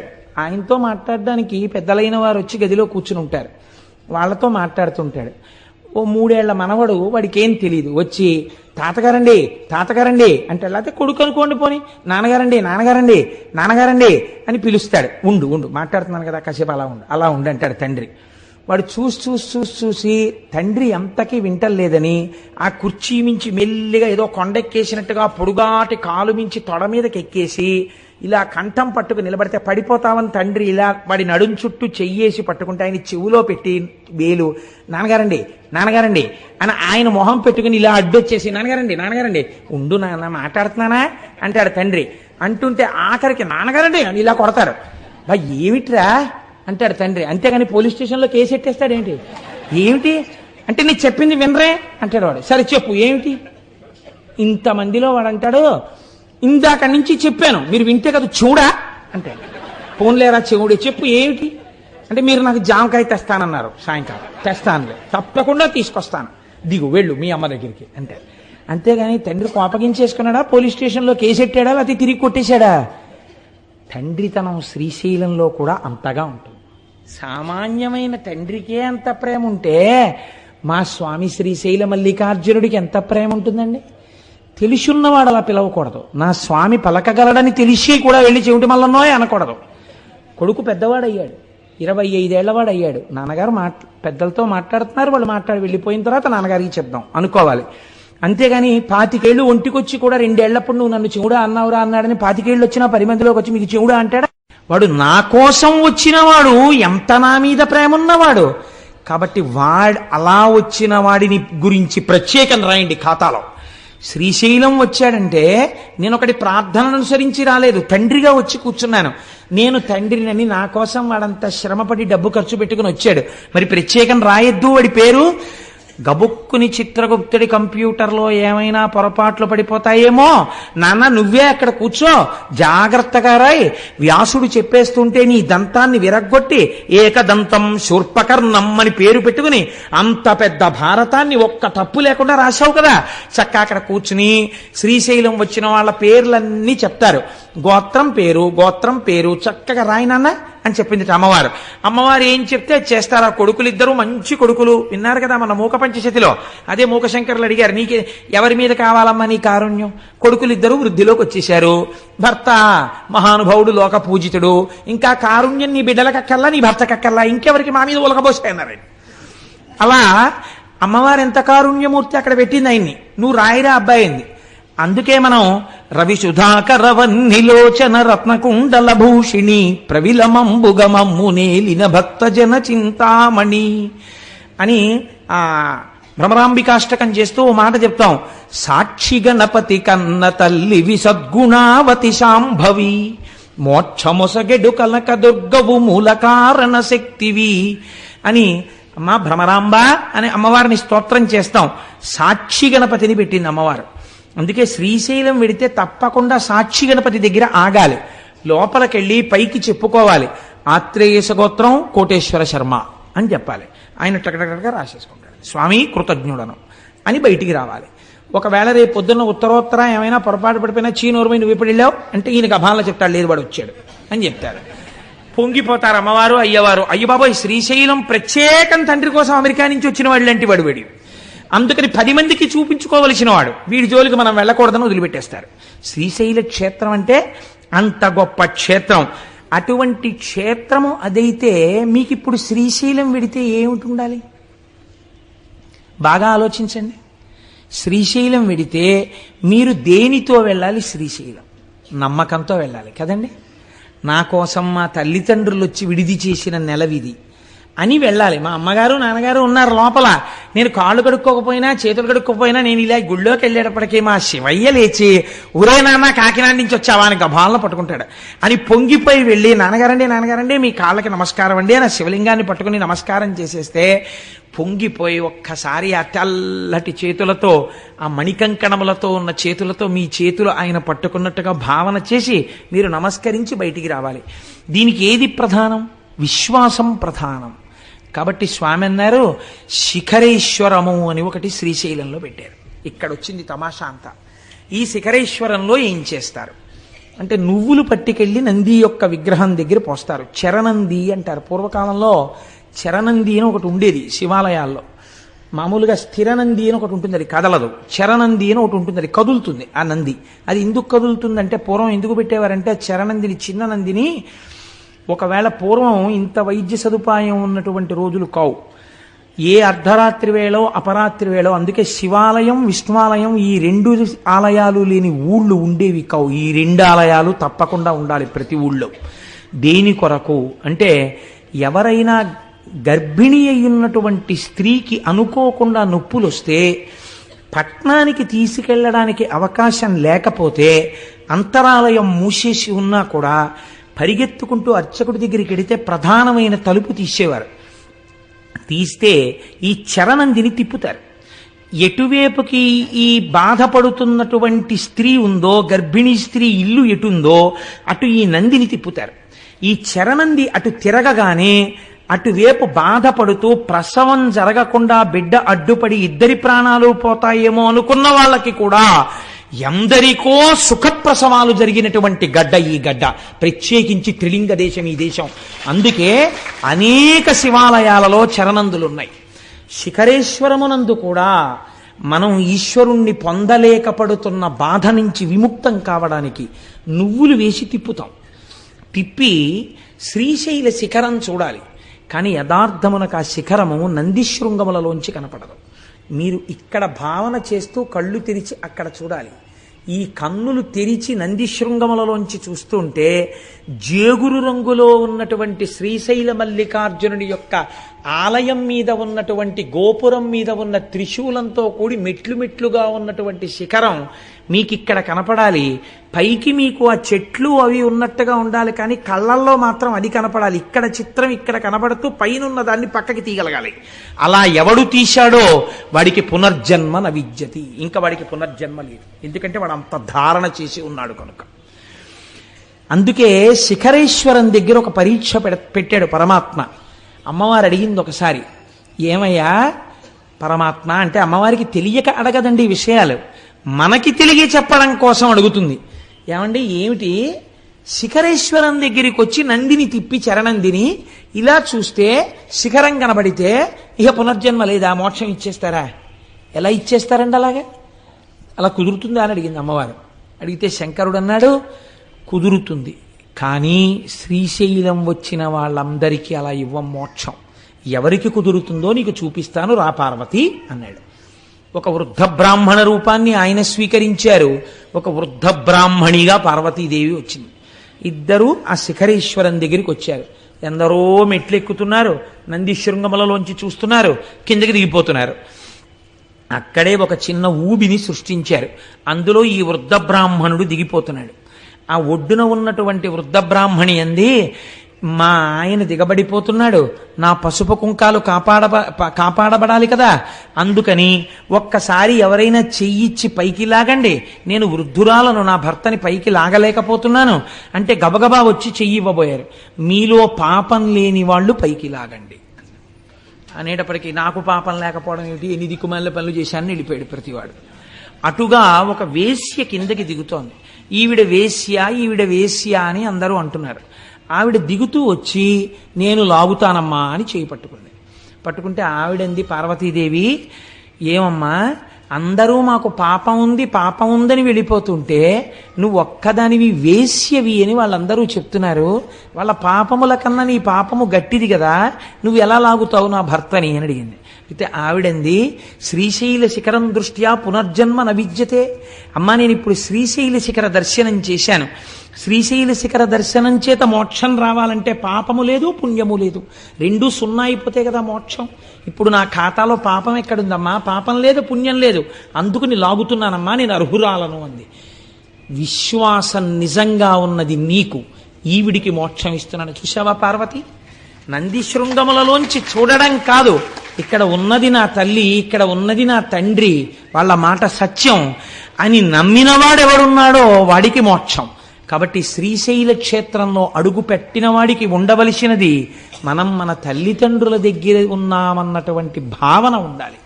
ఈ భావన పరిపుష్టమై మీరు శ్రీశైలము వెడితే మీకు ఎనలేని సౌభాగ్యం అక్కడ కలుగుతుంది. చిత్రం ఏమంటే అక్కడ 5 ధారలు పడుతుంటాయి. హాటకేశ్వరము అని ఒక దేవాలయం. హాటకేశ్వరము చిత్రమైన దేవాలయం. అది ఒక కొత్త కుండ పెంకులో బంగారు లింగము తనంత తాను ఆవిర్భవించింది. ఒక బంగారు లింగము తనంత తాను కుండ పెంకునందు ఆవిర్భవించినటువంటి క్షేత్రము కనుక దాన్ని హాటకేశ్వరము అని పిలుస్తారు. ఇవన్నీ వింటుంటే మీకు ఒకసారి శ్రీశైలం వెడితే బాగుండనిపిస్తోందా? పోనీ అలాగే గట్టిగా ప్రార్థన చేయండి, ఏమో ఈశ్వరుడు అనుగ్రహించి వెడతామేమో. కాబట్టి ఆ కుండ పెంకులో ఒక బంగారు లింగం వెలిసినటువంటి క్షేత్రము హాటకేశ్వరము. మీరు ఆ హాటకేశ్వరం దగ్గర మెట్లు బాగా కిందకి దిగి వస్తే పాలధారలు పంచధారలు అని పడుతుంటాయి. ఇవి సాధారణంగా ఏం చెప్తారంటే, మీరు ఎవరినైనా అడిగితే పాలధారలు అంటే అదిగో చూశారండి తెల్లగా ఉన్నాయి, అందుకని దీని పేరు పాలధార. అవి ఏమిటో తెలుసా అండి, పంచధారలు అంటే పంచదార కలిపి నీళ్ళల్లా ఉంటాయండి, అందుకని పంచదారలు అంటారు. అలా కాదు, వాటి పేరు పాలధార. అంటే పరమశివుని యొక్క లలాటమునకు తగిలిపడినటువంటి ధార పాలధార. అంటే అగ్ని, జ్ఞానాగ్ని నేత్రమైనటువంటి ఆ కంటి మించి పైనుంచి జ్ఞానగంగ మరింతగా తగిలి కింద పడినటువంటి ధార. ఇది శివుడి యొక్క లలాటమును తగిలి వస్తున్న ధారాని మీరు లోపలికి పుచ్చుకుంటే ఉత్తర క్షణము మీరు గొప్ప ఫలితాన్ని పొందుతారు. ఎందుచేత ఇలా ఏర్పడింది? శివాలయంలో తీర్థం ఇవ్వరు కాబట్టి సాక్షాత్తు సాకార రూపుడైన శంకరుడికి తగిలిపడినటువంటి ధార పాలధార. పంచధారలంటే 5 రకములుగా ప్రకాశిస్తున్నటువంటి భగవంతుని యొక్క శిరస్సులకు తగిలిపడిన ధారలు. కాబట్టి నేను చూస్తూ ఉంటాను, చెప్పులతో వెళ్ళిపోతూ ఉంటారు. కనీసం అక్కడ మాత్రం మర్యాద పాటించాలి ఆ తీర్థం తీసుకునేటప్పుడు. ఒక సంవత్సరం మేమందరం అక్కడికి వెళ్ళాము. వెడితే అక్కడ శంకర భగవత్పాదాచార్య స్వామి తపస్సు చేసి అక్కడే శివానంద లహరి చెప్పారు. అక్కడ ఆయనకి భ్రమరాంబికాదేవి ప్రత్యక్షమైంది. అంత పరమపావనమైన క్షేత్రం అని మేము అక్కడ శంకరాచార్య స్వామి వారి ముందు నిలబడి ఆ తోటకాచార్యకృతమైనటువంటి శంకరాచార్య స్వామి వారి అష్టకాంతో స్వామికి నమస్కారం చేసి తిరిగి వచ్చాం. చంద్రశేఖర పరమాచార్య స్వామి అక్కడే ఉండిపోతానన్నారు. తపస్సు చేసుకుంటూ ఉండిపోతానన్న ప్రదేశం అదే. కాబట్టి అంత పరమపావనమైన చోట పంచధారలు పడతాయి. అవి ఒకటి బ్రహ్మధార, ఒకటి విష్ణుధార, ఒకటి రుద్రధార, ఒకటి చంద్రధార, ఒకటి దేవధార. 5 ధారలు అక్కడ పడుతున్నటువంటి పంచధారలు. ఈ పంచధారల్ని స్వీకరించడం సృష్టికర్త, స్థితికర్త, ప్రళయకర్త, మనస్సుకి ప్రచోదనమిచ్చే చంద్రమా మనసో జాతః చక్షో సూర్యో అజాయత, లోకసాక్షులైనటువంటి సూర్యచంద్రులు. ఈ 5 తీర్థములను మీరు అక్కడ తీసుకోవచ్చు. అంత పరమపావనమైనటువంటి క్షేత్రము శ్రీశైల క్షేత్రం. మీరు అక్కడ ఉండేటటువంటి చిత్రం ఏమిటో తెలుసా అండి? శ్రీశైలంలో ఉన్నటువంటి భ్రమరాంబ అమ్మవారి దేవాలయం వెనకాతల నిశ్శబ్దంగా ఉన్నప్పుడు మీరు వెళ్ళి చెవిని బాగా నొక్కి పెట్టి ఉంచి మీరు చాలా జాగ్రత్తగా కళ్ళు మూసుకుని వింటే ఒక తుమ్మెద చేసినటువంటి ఝంకారము వినపడుతుంది. ఇవాళ నేను ఇక్కడికి వచ్చి కూర్చుని గోపాలకృష్ణ గారు మాట్లాడుతున్నప్పుడు నేను ఈ తల్లికి ఎలా ఉంది చూపించా. ఇలా కూర్చోగానే వచ్చింది ఒక కందిరీగ, ఒక తుమ్మెద వచ్చి ఇలా ఝంకారం చేస్తూ ఇలా తిరిగి వెళ్ళిపోయింది. అంటే ఇవాళ ఇక్కడ శ్రీశైల క్షేత్రం గురించి చెప్పుకుంటున్నారు అని అమ్మవారు శ్రీశైలం నుంచి బయలుదేరి వచ్చి వెళ్ళింది అని నేను అనుకున్నాను. అలా నేను దర్శనం చేసి నమస్కరించుకున్నాను. మీతో అన్నాను కదమ్మా, ప్రారంభం చేయకముందే భ్రమరాంబ అమ్మవారు విజయం చేసిందమ్మా అన్నాను. కనుక ఆ తల్లి ఇప్పటికీ భ్రామరీనాదము అంటారు దాన్ని. అక్కడ చేసే అర్చకులు ఎంత జాగ్రత్తగా ఉంటారో తెలుసా అండి. ఇంతంత కుంకం బొట్లు పెట్టుకుని ఉంటారు. అమ్మవారు ఇప్పటికీ ఇలా రెక్కలతో ఉన్నటువంటి తుమ్మెద రూపంతో అలంకారం చేస్తారు ఆ భ్రమరాంబ అమ్మవారిని. తల్లి ముందు శంకరాచార్య స్వామి వారు శ్రీచక్రాలు వేశారు. అక్కడ కూర్చుని నాకైతే ఖచ్చితంగా సత్యం సత్యం పునఃసత్యం అనిపిస్తుంది. ఒక్కసారి వెళ్ళి భ్రమరాంబ అమ్మవారి యొక్క శ్రీచక్రం ముందు కూర్చుని ఏ తల్లి అయినా కుంకుమార్చన చేస్తే ఎన్ని జన్మలకి కూడా పూర్ణంగా 3 తరాలు చూసి హాయిగా 10 మంది చేత పండు ముత్తైదువా అనిపించుకుని ఎవరింట్లో బిడ్డ పుట్టిన ఆవిడ కట్టి విప్పిన చీర పట్టండని తీసుకెళ్ళి అంత సంతోషపడిపోయేటట్టుగా వాళ్ళ జీవనం నడిచి వృద్ధాప్యంలో హాయిగా భర్త గారి తొడ మీద తల పెట్టుకుని ప్రాణం విడిచిపెట్టగలిగినటువంటి అదృష్టం కలుగుతుంది. దీనికి నేను మీకు ఒక ఉదాహరణ చెప్తాను. మీకు జ్ఞాపకం ఉందో లేదో, నేను భాగవతం చెప్పే రోజులలో ములుగు హనుమంతరావు గారిని హైదరాబాద్ నుంచి ఒక మహానుభావుడు ఇక్కడికి వచ్చారు. వారి భార్య గారికి క్యాన్సర్ వచ్చింది. క్యాన్సర్ వచ్చి హాస్పిటల్లో పెట్టి రేడియం ట్రీట్మెంట్ ఇచ్చారు. రేడియం ట్రీట్మెంట్ ఇస్తే ఆ తల్లి చాలా శోషించిపోయారు. ఆవిడ పేరు కూడా గిరిజాదేవి. సర్వమంగళా స్వరూపంగానే ఉండేవారు మహాతల్లి. ఆవిడ బాధ భరించలేక ఇంకా ఎక్కువ కాలం ఉండరండి, ఉంచుతారా తీసుకెళ్ళిపోతారా అని అడిగారు. అడిగితే ఆవిడికి తెలిసిపోయింది, ఈ ఉన్న కొద్ది రోజులు నేను మిమ్మల్ని చూస్తూ ఇంట్లో ఉంటాను, నన్ను తీసుకెళ్ళిపోండి అని అడిగారు. అడిగితే ఆవిడ ఇంటికి తీసుకెళ్ళిపోయిన తర్వాత హనుమంతరావు అడిగారు, నీకేమైనా కోరిక ఉందా, ఉంటే నేను తీర్చగలిగినదైతే చెప్పు, నేను ఆ కోరిక తీరుస్తాను అన్నారు. అంటే ఆవిడ అన్నారు, ఒక్కసారి శ్రీశైలం వెళ్ళి మన ఇద్దరం కలిసి మీరు నన్ను ఇంత ఉద్ధరించారు, ఈ జన్మలో నా చిటికిన వేలు పట్టుకుని మీతో కలిసి ఒక్కసారి మల్లికార్జున లింగానికి పుట్టతేనెతో అభిషేకం చెయ్యాలనుంది. శ్రీశైల లింగానికి పుట్టతేనెతో అభిషేకం చేస్తే, పట్టుతేనెతో అభిషేకం చేస్తే గంధర్వగానం వస్తుంది ఉత్తర జన్మలలో అంటారు. ఈ మాట చెప్తే మా దొరగారు ఒకసారి ఏకంగా సీసాల పట్టుతేనె తెప్పించారు ఏజెన్సీ నుంచి. ఒక 100 మందివో ఎంతమందివో వెళ్ళి ఆ పట్టుతేనెతో అభిషేకాలు చేస్తుంటే శ్రీశైలం దేవస్థానం వాళ్ళు చూసి ఆ తేనె మాకు కూడా ఇవ్వండి అని సీసాలతో తీసుకుని దాచుకున్నారు. మేము చేసుకుంటాం అభిషేకం, ఈ తేనె ఉంచండి అని. ఒక్కసారి వెళ్ళి అభిషేకం చేద్దామని అడిగారు ఆవిడ. అడిగితే శ్రీశైలము యొక్క కృప అంటే ఏమిటో మీరు చూడండి. ఆవిడ్ని అలాగే కారెక్కించి శ్రీశైలం తీసుకెళ్లారు హైదరాబాద్ నుంచి. ఆవిడ శ్రీశైల మల్లికార్జునుడి సన్నిధానంలో భర్త గారితో కలిసి అభిషేకం చేసి, పసుపు కుంకాలతో నేను వెళ్ళిపోతాను ఖాయం, ఇన్ని జన్మలకి నేను ఇలాగే పసుపు కుంకాలతో నా భర్త ముఖం చూస్తూ ఆయన తొడ మీద తల పెట్టుకుని ఆయన వంకే చూస్తూ ఆయనతో కలిసి నామం చెప్తుండగా నా నోరు ఆగిపోయినప్పుడు కన్నుల నీరు లేకుండా మీరు నామం పూర్తి చేస్తుండగా పసుపు కుంకాలతో మహాపర్వంలో వెళ్ళాలని కోరిక నా స్వామి తీరుస్తాడని ఆవిడ భ్రమరాంబికాదేవి దగ్గర ఉన్న శ్రీచక్రానికి కుంకుమార్చన చేసి ఇంటికి వచ్చారు. మహాశివరాత్రి మిట్ట మధ్యాహ్నం అయ్యవారికి అమ్మవారికి మారేడు దళాలతో పసుపు కుంకాలతో అర్చన చేసి చక్కగా భర్తని పిలిచి, నాకేదో వెళ్ళిపోతున్నానని అనిపిస్తోంది, నేను ఒక్కసారి శివాష్టోత్తరం చదువుతుంటాను, మీరు నాతో కలిసి చదవండి, మీ తొడ మీద తల పెట్టుకుని కొడుకుని కోడల్ని కూతుర్ని అల్లుణ్ణి చూస్తూ ఏ బెంగ లేకుండా మీ వంటి మహాత్ముడికి భార్యనయ్యాను, చాలు, చూస్తూ వెళ్ళిపోతాను, నా నామం ఆగిపోయిన దగ్గర మీరు నామం పూర్తి చెయ్యండి అని ఆ తల్లి ఎంత గొప్పగా చెప్పుకున్నారో ఆ రోజుల్లో. మహాశివరాత్రి మిట్ట మధ్యాహ్నం 12 గంటల వేళ భర్త గారి తొడ మీద తలపెట్టుకుని వెళ్ళిపోయారు ఆవిడ. కోరిక తీర్చేశాడు మల్లికార్జునుడు. గిరిజాదేవి ఆవిడ పేరు. నేను ఎందుకు అసలు ఇది చిత్రంగా నాకు ఆలోచనలోకి వచ్చింది ఈ విషయం. నేను ఎందుకు ఈ మాట చెప్తున్నానంటే ఆ భ్రమరాంబిక అమ్మవారి ముందు ఒక్కసారి కూర్చుని భార్యాభర్తలై ధర్మపదంలో చెరించాలనుకుని చిటికిన వేలు పట్టుకున్నవాడు తప్పకుండా జీవితంలో చెయ్యవలసిన పని అమ్మ దగ్గర కూర్చుని కుంకుమార్చన చేసుకోవాలి. 4 మారేడు దళాలు పెట్టుకెళ్ళి ఆ శివలింగాన్ని ఇలా తడిమి అభిషేకం చేసుకోవాలి. తల తాటించి నమస్కరించుకోవాలి. అంత అవకాశాన్ని తల్లిదండ్రులు ఇచ్చినా వినియోగించుకోకపోతే ఎవడు ఉద్ధరించగలడండి? కాబట్టి ఇది మనం వినియోగించుకోవలసినటువంటి గొప్ప క్షేత్రం. అది మన ఆంధ్రదేశంలో ఉండడం మన అదృష్టం. ఆ తల్లి అరుణాసురుడు అనేటటువంటి ఒక రాక్షసుడు బయలుదేరాడు బ్రహ్మగారిచ్చినటువంటి వరాల వల్ల. వాడు లోకములనన్నింటినీ క్షోభింపచేస్తున్నటువంటి సమయంలో భ్రామరీ రూపాన్ని పొందింది తల్లి. భయంకరమైన యుద్ధం చేసిన తర్వాత భ్రామరీ రూపంతో వెళ్ళి ఆవిడ ఆ అరుణాసురుణ్ణి సంహారం చేసింది.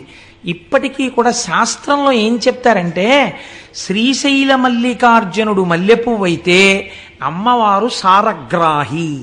ఎప్పుడు తుమ్మిది ఎక్కడ తిరుగుతుంది? పువ్వు చుట్టూ తిరుగుతుంది. ఆయన మల్లికార్జునుడు, ఆవిడ భ్రమరాంబికాదేవి. ఎక్కడ శివుడున్నాడో అక్కడ ఆవిడ భ్రమర రూపంతో తిరుగుతుంటుంది.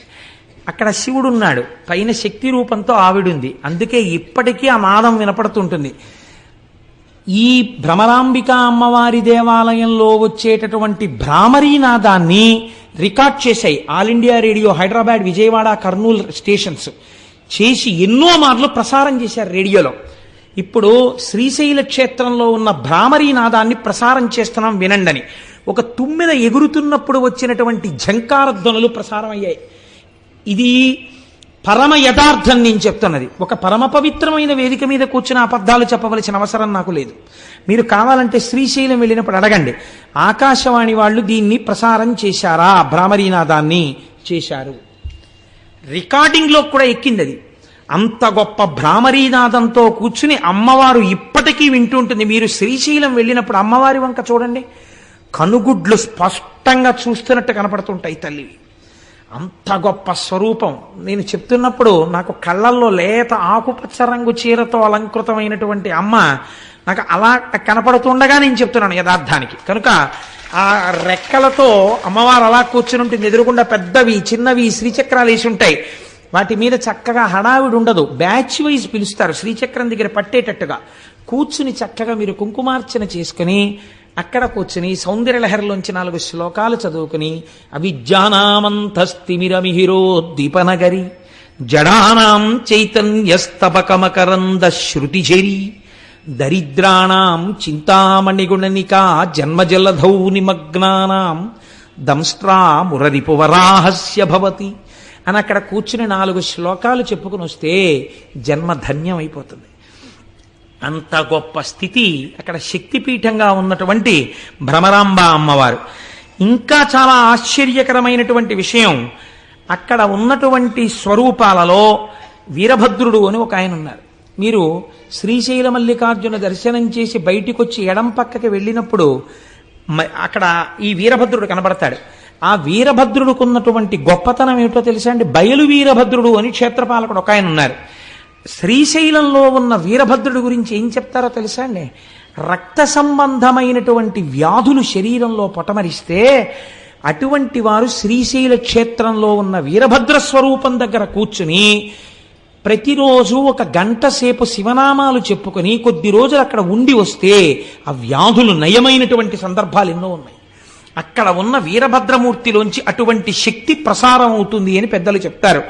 అక్కడే ఆ తల్లి చంద్రవతి అనబడేటటువంటి ఒక రాజకుమార్తె ఒక భయంకరమైనటువంటి గడ్డు కాలాన్ని ఎదుర్కొంది. తన తండ్రే తనని మోహించాడు.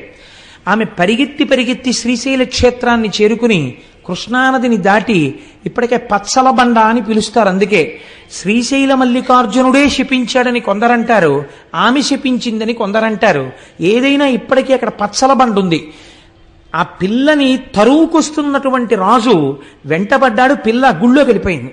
వెళ్ళిపోయి శివలింగాన్ని చూసి ఆమె లింగం అనలేదు, వీడు మల్లికార్జునుడు అంది ఆమె.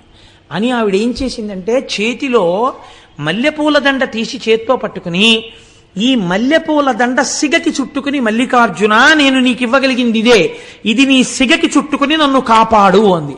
ఉత్తర క్షణం లింగోద్భవమూర్తి అంటారు. ఇక్కడ వరకే కనపడతారు లింగోద్భవమూర్తి. మీరు ఎప్పుడైనా శ్రీకాళహస్తిలో ప్రదక్షిణం చేస్తున్నప్పుడు వెనక గోడ మీద చూస్తే కనపడతాడు లింగోద్భవమూర్తి. ఎప్పుడైనా శివాలయాల్లో పెద్ద పెద్ద గుళ్ళకి వెళ్ళినప్పుడు జాగ్రత్తగా చూడండి, ఉంటారు లింగోద్భవమూర్తి.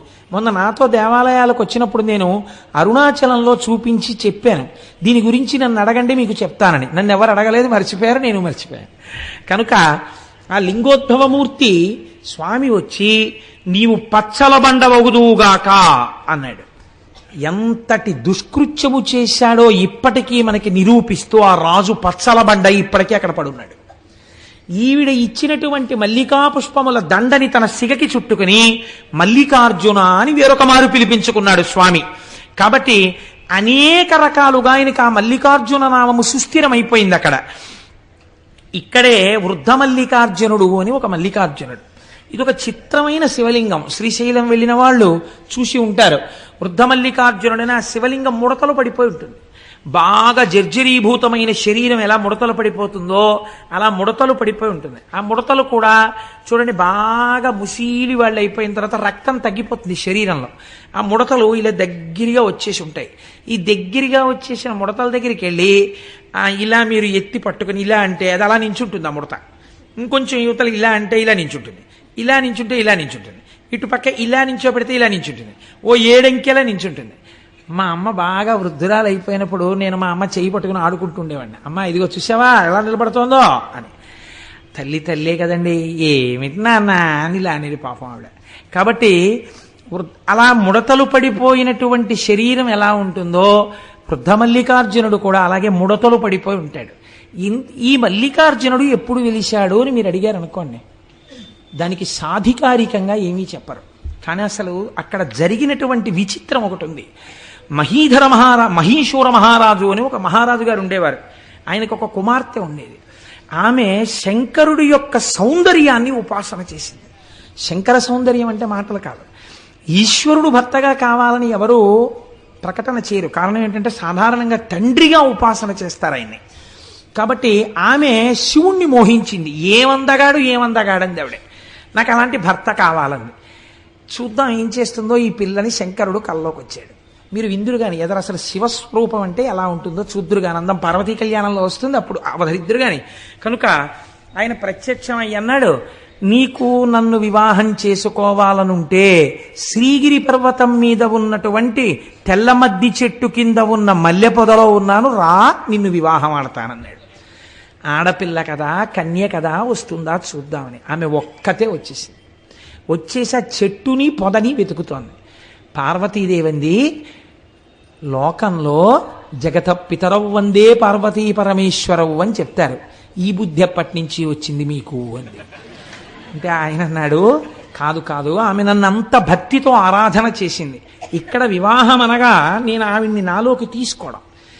అంటే అమ్మవారంది, ఓహో అందుకే వివాహం చేసుకుంటానని మాట ఇచ్చారా, అంత భక్తి ఉందా ఉపాసనలో అంది. అంటే నిజంగా అమ్మవారికి తెలియక కాదు, లోకానికి చెప్పడం కోసం ఆ పిల్ల భక్తిని. అంటే శంకరుడు అన్నాడు, చూపిస్తాను చూడు ఎంత భక్తి తత్పర్రాలో అని. వెంటనే ఒక 96 సంవత్సరముల వృద్ధుడుగా మారిపోయాడు. వృద్ధుడిగా ఉన్నప్పుడు మరీ అందంగా ఉంటాడు మా స్వామి. చంద్రశేఖర పరమాచార్య స్వామి వారిలో ఉంటాడు. ఆ అందం వేరు కదండి. సత్యదండం చేత్తో పట్టుకుని ముడతలు పడిపోయిన శరీరంతో కడుపిలా అక్కలించుకుపోయి ఇలా నరాలు పైకి తేలిపోయిన చేత్తో ఒక కన్ను గాజు కన్నులు అయిపోయి ఒక్క కన్ను మాత్రం ఇలా లోపలికి వెళ్ళిపోయి ఇలా మోకాళ్ళు కూడా కనపడుతూ ఇలా గొంతు కూర్చుని సత్యదండం పట్టుకుని కంచికామకోటి పీఠానికి వెడితే ఇప్పటికీ అక్కడ కనపడుతుంది వ్యాక్సీ స్టాచ్యూ పరమాచార్య స్వామిది. చూడగానే మనసు పులకరిస్తుంది, ప్రణిపాతం చెయ్యాలనిపిస్తుంది, ఆయనే కూర్చున్నారేమో అనిపిస్తుంది. అప్పుడు ఆయనలో మీరు చూసేటటువంటి తేజపూర్వక సౌందర్యం వేరు కదా. కాబట్టి ఆయన్ని చూసి ఆవిడంది, ఎవరి కోసం వెతుకుతున్నావు పిల్ల అన్నాడు ఆయన. శివుడి కోసం వెతుకుతున్నాను అంది ఆవిడ. నేనే శివుణ్ణి అన్నాడు. నువ్వే శివుడవా, నిన్నే భర్తగా కావాలని నేను ఉపాసన చేశాను అంది. ఇంత వృద్ధుణ్ణి కదా పెళ్ళాడతావా అన్నాడు. నువ్వు వృద్ధుడవో యవ్వనంలో ఉన్నవాడవో నాకు తెలుసు తండ్రి, నాకు భర్త నువ్వే, వేరొకడిని భర్తగా నేను లోకంలో అంగీకరించలేనంది. అంటే ఆవిడకి కావలసింది ఆయనలో ఐక్యం అవడం. చూశావా పార్వతి, ఈమె భక్తి, ఈమెని నాలో ఐక్యం చేసుకుంటున్నానని ఐక్యం చేసుకుని ఈ పిల్లని స్మరించి ఇటువంటి భక్తి తత్పరురాలి కోసం సృష్టిలో లేని విధంగా ముడతలు పడిపోయిన శివలింగం వృద్ధమల్లికార్జున లింగం అని తలుచుకున్న వాళ్ళని పొంగిపోతూ నేను చూస్తాను అని వృద్ధమల్లికార్జునుడై వెలిశాడు. అందుకే అక్కడ ఇప్పుడు కళ్యాణాలు చేస్తున్నారు.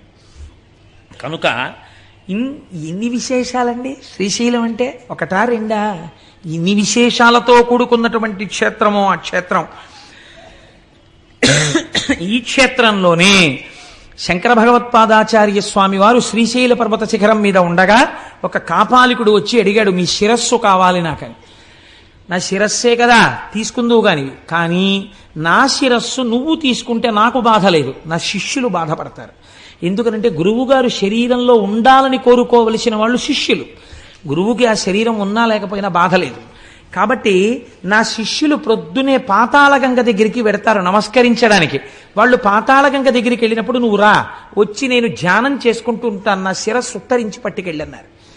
ఆ కాపాలికుడు వచ్చి ధ్యానం చేసుకుంటున్న శంకరాచార్యుల వారి శిరస్సును ఉత్తరించడం కోసమని చేతిలో ఉన్నటువంటి కత్తి పైకెత్తినటువంటి సమయంలో స్నానం చేస్తున్న పద్మపాదాచార్యుల వారికి ఏదో అమంగళం గోచరించింది, గురువు గారికి ఏదో పొరపాటు జరుగుతోందని. వెంటనే ఇక్కడి నుంచి పరిగెత్తి వెళ్ళడం కుదరదని ఆయన నరసింహ మంత్రోపాసన చేశారు. ఎక్కడి నుంచి వచ్చాడో మహానుభావుడు నరసింహుడు గబగబా వచ్చి కత్తినెత్తినటువంటి కాపాలికుడి శిరస్సుని త్రుంచి అవతల పారేసి నిలబడ్డాడు. ఆ తేజోమూర్తిని శంకరాచార్యుల వారు నరసింహ స్తోత్రంతో ప్రార్థన చేశారు. నరసింహస్వామి దర్శనం ఇచ్చినటువంటి క్షేత్రం శ్రీశైల క్షేత్రం. శివకేశవ అభేదంగా శంకర భగవత్పాదులు రక్షింపబడినటువంటి క్షేత్రం శ్రీశైల క్షేత్రం. జగద్గురువులను రక్షించుకున్న కొండ, నేనున్న తెలుగునాట ఉన్న కొండ. ఎంత పొంగిపోవాలండి, మనమున్న తెలుగునాట ఉన్న కొండ కదా. ఆనందంలో అటువంటి స్వార్థపూరితమైన వాక్కు వస్తూ ఉంటుంది. కనుక ఎన్ని రకాలుగానో ఆ శ్రీశైలం శ్రీశైలమే. చిత్రం ఏమిటో తెలుసా అండి, అక్కడ ప్రవహించేటటువంటి కృష్ణానదిని కృష్ణానది అని పిలవరు. దానికి ఏమని పేరు? ఎక్కడ వితుక్కునొచ్చిందో, ఎక్కడ విజయవాడ, ఎక్కడ శ్రీశైలం, ఎక్కడ శ్రీగిరి, ఆ పర్వతాలలో ఎక్కడో ఆ మధ్యలో ఉన్నటువంటి ఆ పర్వత శిఖరాన్ని పాము ఎలా చుట్టుకుంటుందో అలా చుట్టుకుంటుంది కృష్ణానది. నల్లటి నది ప్రవహిస్తే దాన్ని ఏమని పిలుస్తారో తెలుసా అండి? శివుణ్ణి విడిచిపెట్టి ఉండలేక ఇంత పరమపావనమైనటువంటి స్థానము కనుక ఇక్కడ కూడా భక్తుల పాపములను తొలగతొయ్యడం కోసమని ఉత్తరమున ఉన్నటువంటి గంగ దక్షిణమునకే వచ్చి కృష్ణ పేరుతో అక్కడ ప్రవహించింది కాబట్టి దాన్ని పాతాళ గంగా అని పిలుస్తారు. కృష్ణా ప్రవాహము అని పిలవరు అక్కడ. అందుకే స్నానం చేసినప్పుడు కూడా పాతాళ గంగా జలమజ్జన నిర్మలాంగా భస్మ త్రిపుండ్ర సమలంకృత పాలభాగా గాయంతి దేవము నిభక్త జనాభవంతం శ్రీమల్లికార్జున విభో తవ సుప్రభాతం. తెల్లవారుజామున చూడాలండి అందం. నిజంగా శ్రీశైల క్షేత్రంలో ఎటువంటి వాళ్ళు కూడా సుప్రభాతం విందామని 3 అయ్యేటప్పటికి లేచిపోయి కార్లు జీపులు పెట్టుకుని ఆ పాతాళగంగ దగ్గరికి వెళ్ళి ఆ మెట్లన్నీ దిగిపోయి ఆ పాతాళగంగలో చక్క ఇలా తేలిపోతూ స్నానాలు చేసేసి మళ్ళీ సుప్రభాతం పాడేస్తారని ఇలా నుదుట విభూతి రేఖలు పెట్టేసుకుని ఇంతంత బొట్లు పెట్టేసుకుని హరహర మహాదేవ శంభో శంకర సాంబ సదాశివ అంటూ గబగబా వెళ్ళిపోయి ఆ పెద్ద పెద్ద గేట్లు లోపలికి ఎడుతున్నప్పుడు 2 పక్కల ఇలా క్యూలు నడవడం కోసమని ఏర్పాటు చేసినటువంటి ప్రాకారాలు లాంటివి ఉంటాయి. అందులో అక్కర్లేకుండా మీరు హాయిగా రాజద్వారం దగ్గరికి వెళ్ళిపోతే ఓ నల్లటి ఆవు, ఎద్దు, దూడ తీసుకొస్తారు. ఎంతమంది జనం ఉండనివ్వండి. చిత్రం ఏమిటో తెలుసా అండి, నాతో వచ్చిన వాళ్ళు చూశారప్పుడు ఆ ఆవు, దూడ, ఎద్దు మేము స్వామివారి సొత్తు, మమ్మల్ని అడ్డగించడం ఏమిటి అన్నట్టు ఎవ్వరూ ఉండరు. కట్టిప్పి వెళ్ళిపోతారు. అవి ఎక్కడి నుంచి వస్తాయో తెలియదు. చక్కగా ఇలా తల్లాడించుకుంటూ ఠాంగ్ ఠాంగ్ గంటలు మోగించుకుంటూ తిన్నగా వెళ్ళిపోయి మల్లికార్జున స్వామి వారి రాజద్వారం దగ్గరికి వెళ్ళి నిలబడతాయి. నిలబడితే ఇలా తలుపులు తీయగానే చక్కగా లోపలికెళ్ళి మీరు ఇలా లోపలికి వెళ్ళగానే ఆలయంలో కుడి చేతి పక్కన పెద్ద స్వరూపంతో శనగల బసవన్న ఉంటారు. ఆయనే కలియుగాంతమునందు లేచి రంకె వేస్తాడు. రంకె వెయ్యగానే కృష్ణానది పైకి లేచి విజయవాడలో కనకదుర్గమ్మ యొక్క ముక్కు నత్తుని తాకుతుంది అని ప్రమాణం. ఆ శనగల బసవన్న ఉంటారు, పెద్ద బసవయ్య. ఆ బసవయ్యకి నమస్కారం చేస్తే ఎడం పక్కన కృష్ణానదీ పరివాహం ఎలా వస్తుందో తెలియదు, అక్కడ మెట్లు దిగుతారు అర్చకులు. మీరు తెల్లవారగట్ట చూడొచ్చు.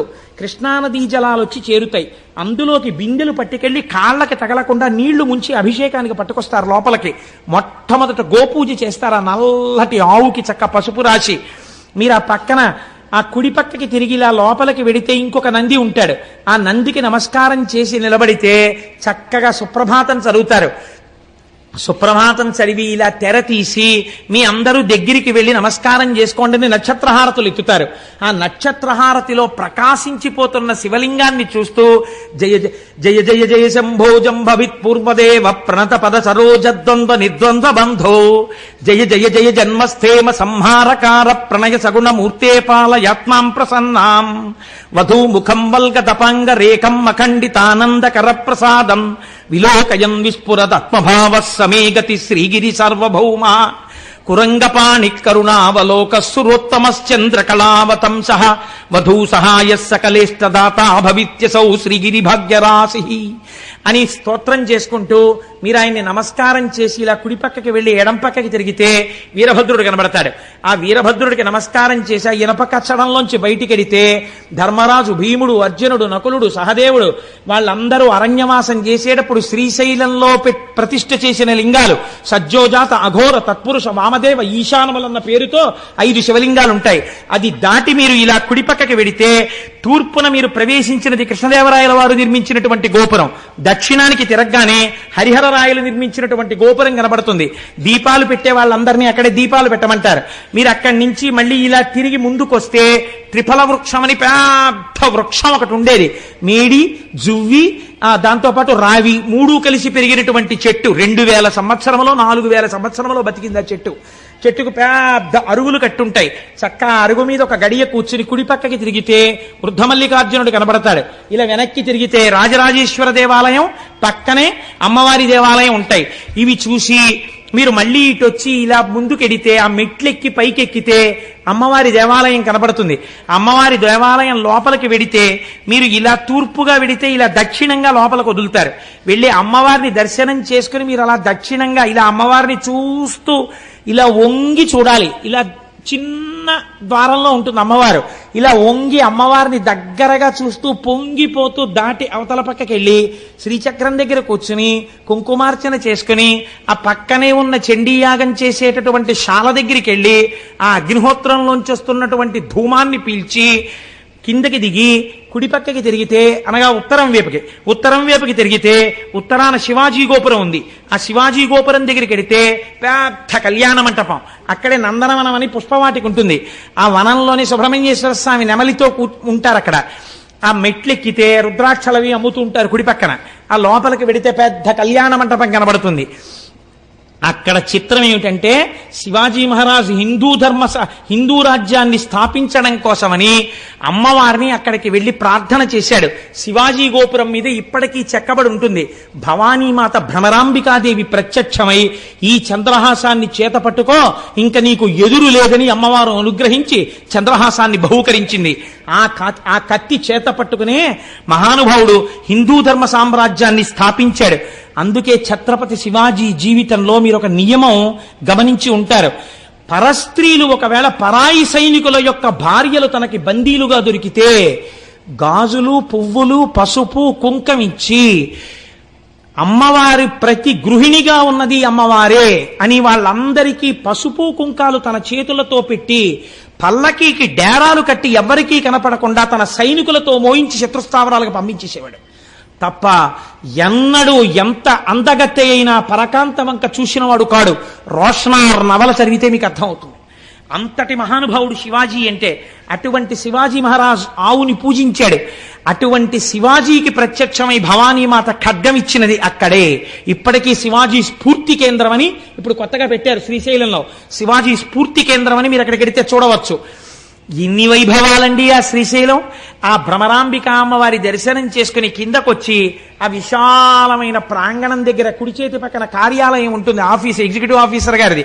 మీరు అక్కడ కూర్చుని పిల్లలతోటి ఒక్కసారి అలా ప్రాకారం మీదకి చూశారనుకోండి, ఇటు తిరిగి ఒక నంది, ఇటు తిరిగి ఒక నంది, అటు తిరిగి ఒక నంది, ఇటు తిరిగి ఒక నంది, ఒకే నందికి ఇటుక తల. నందులన్నీ మీటింగ్ పెట్టుకున్నాయా అనిపిస్తుంది. అయ్యవారి ప్రాకారం నిండా నందులు, అమ్మవారి ప్రాకారం నిండా సింహాలు. అన్ని సింహాలు నందుల్ని చూస్తుంటాయి, ఇన్ని నందులు సింహాల్ని చూస్తుంటాయి. మీరు మేము చుట్టాలం, అమ్మవారికి అయ్యవారికి సేవకులమని భయం లేకుండా ఉంటాయి రెండు ప్రాకారాల మీద. అంత పరమ పవిత్రమైన ప్రదేశంలో కూర్చుని 4 పులిహార ప్యాకెట్లు కొనుక్కుని మీ అబ్బాయి మీ అమ్మాయి భార్య పంచుకుని చక్కగా నోట్లో వేసుకుని కాసేపు అక్కడ కూర్చుని, నాన్న మనందరం కలిసి భ్రమరాంబికాష్టకం చదువుకుందాం, చదవండని రవి సుధాకర వన్నిలోచన రత్నకుండల భూషిణి అని భ్రమరాంబికాష్టకం చేసుకుని అక్కడ ఉన్నటువంటి మల్లికార్జునుడి మీద ప్రపత్తి చేసి, శరణం తరుణేందు శేఖర శరణం మే గిరిరాజ కన్యక శరణం పునరేవతావుభౌ శరణం నాణ్యదుపైమి దైవతం అని మీరు ఇలా విభూతి రేఖలు పెట్టుకుని బొట్టు పెట్టుకుని చక్కగా బయటికి వచ్చారనుకోండి, అభిషేకం చేసుకుని ఆ మల్లన్నని గట్టిగా పట్టుకుని ఆయన మీద నీళ్లు పోసి, విభూతి జలాలు పోసి, తేనె పోసి, మారేడు దళాలేసి ఆ శివలింగాన్ని ఇలా ఇలా ఇలా ఇలా ముట్టేసుకుని ఇలా ఇలా అంటుంటే చల్లగా ఆయన చేతులకు తగులుతుంటే, మీ దగ్గర కొంచెం గంధం తెచ్చుకున్నానండి రాస్తానంటే రాసేయండి అంటారు వాళ్ళు.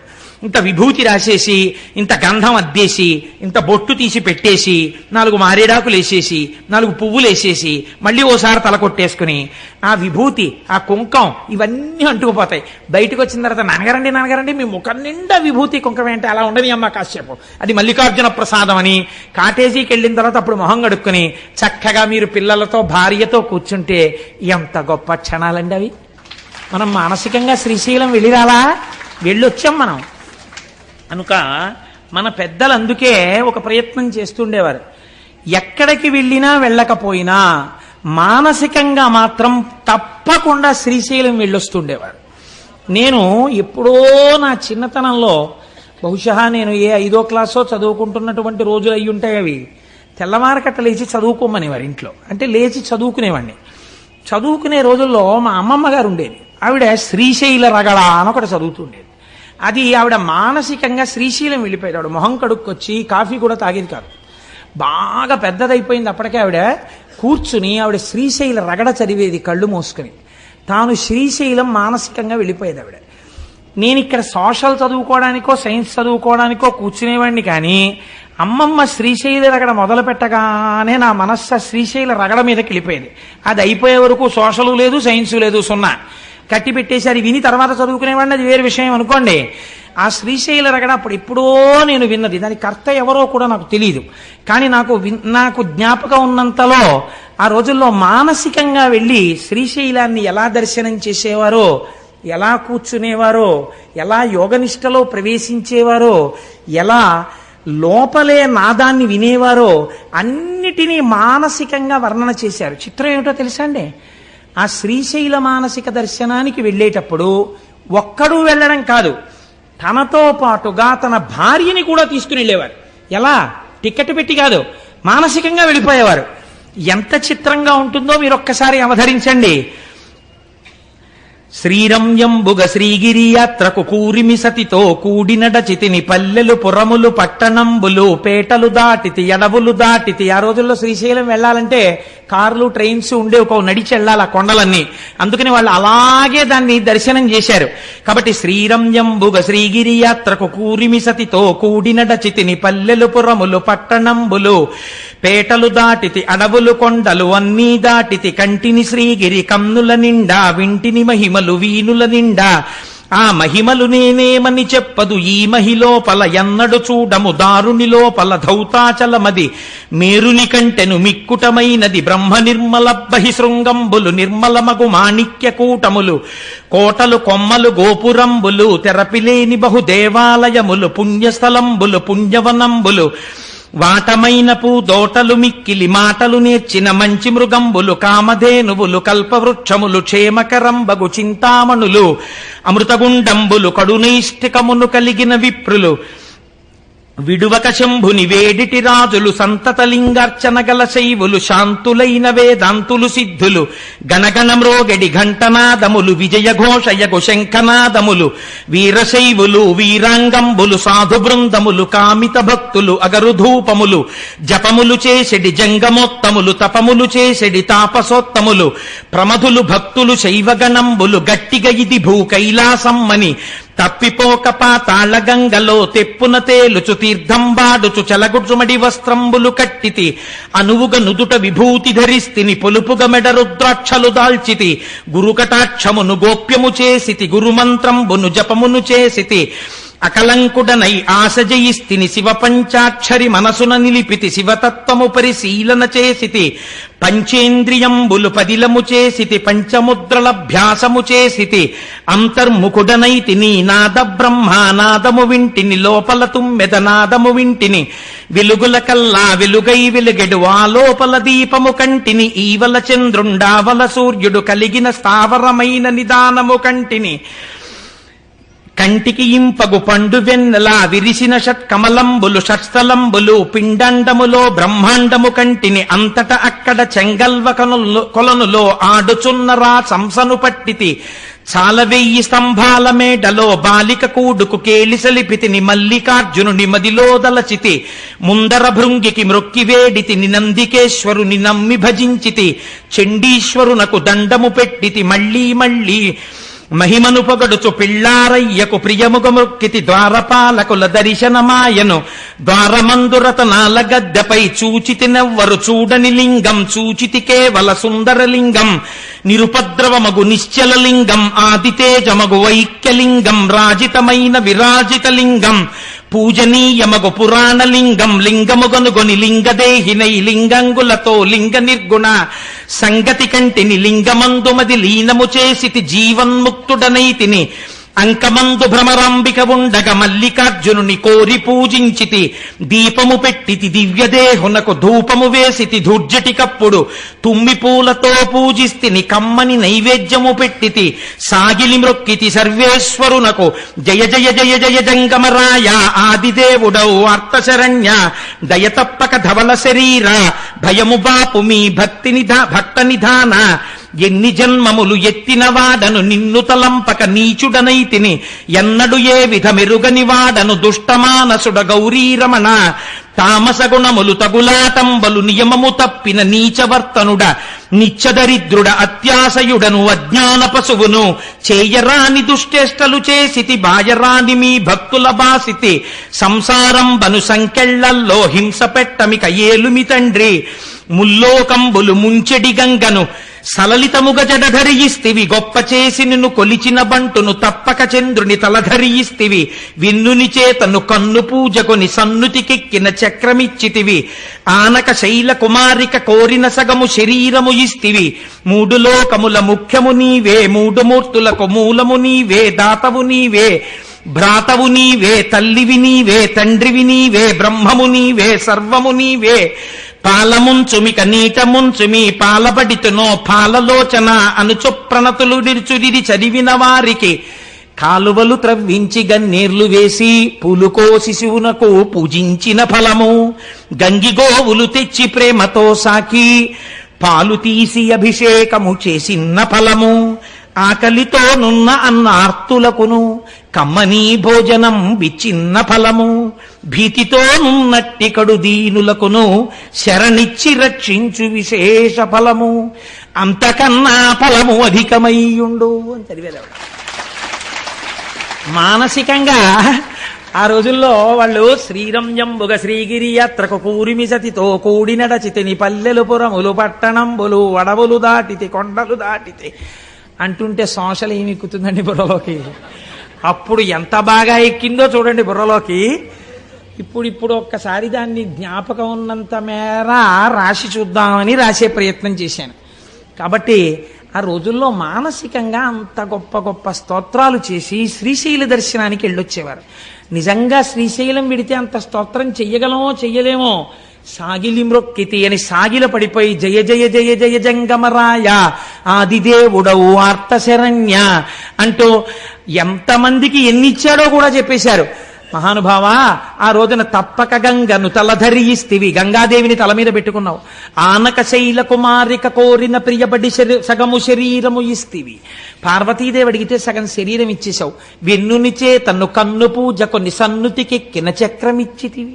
ఆనాడు శ్రీ మహావిష్ణువు ఒక కమలం తక్కువైతే కన్ను పీకి కమలమని పూజ చేస్తే సుదర్శన చక్రాన్ని కటాక్షించావు. ఈశ్వర, ఎన్ని చేశావు? నేనో అత్యాశయుడను అజ్ఞాన పశువును, చేయరాని దుశ్చేష్టలు చేసితి బాయరాని మీ భక్తుల బాసితి, సంసారం బను సంకెళ్లల్లో హింస పెట్టమిక ఏలుమి తండ్రి.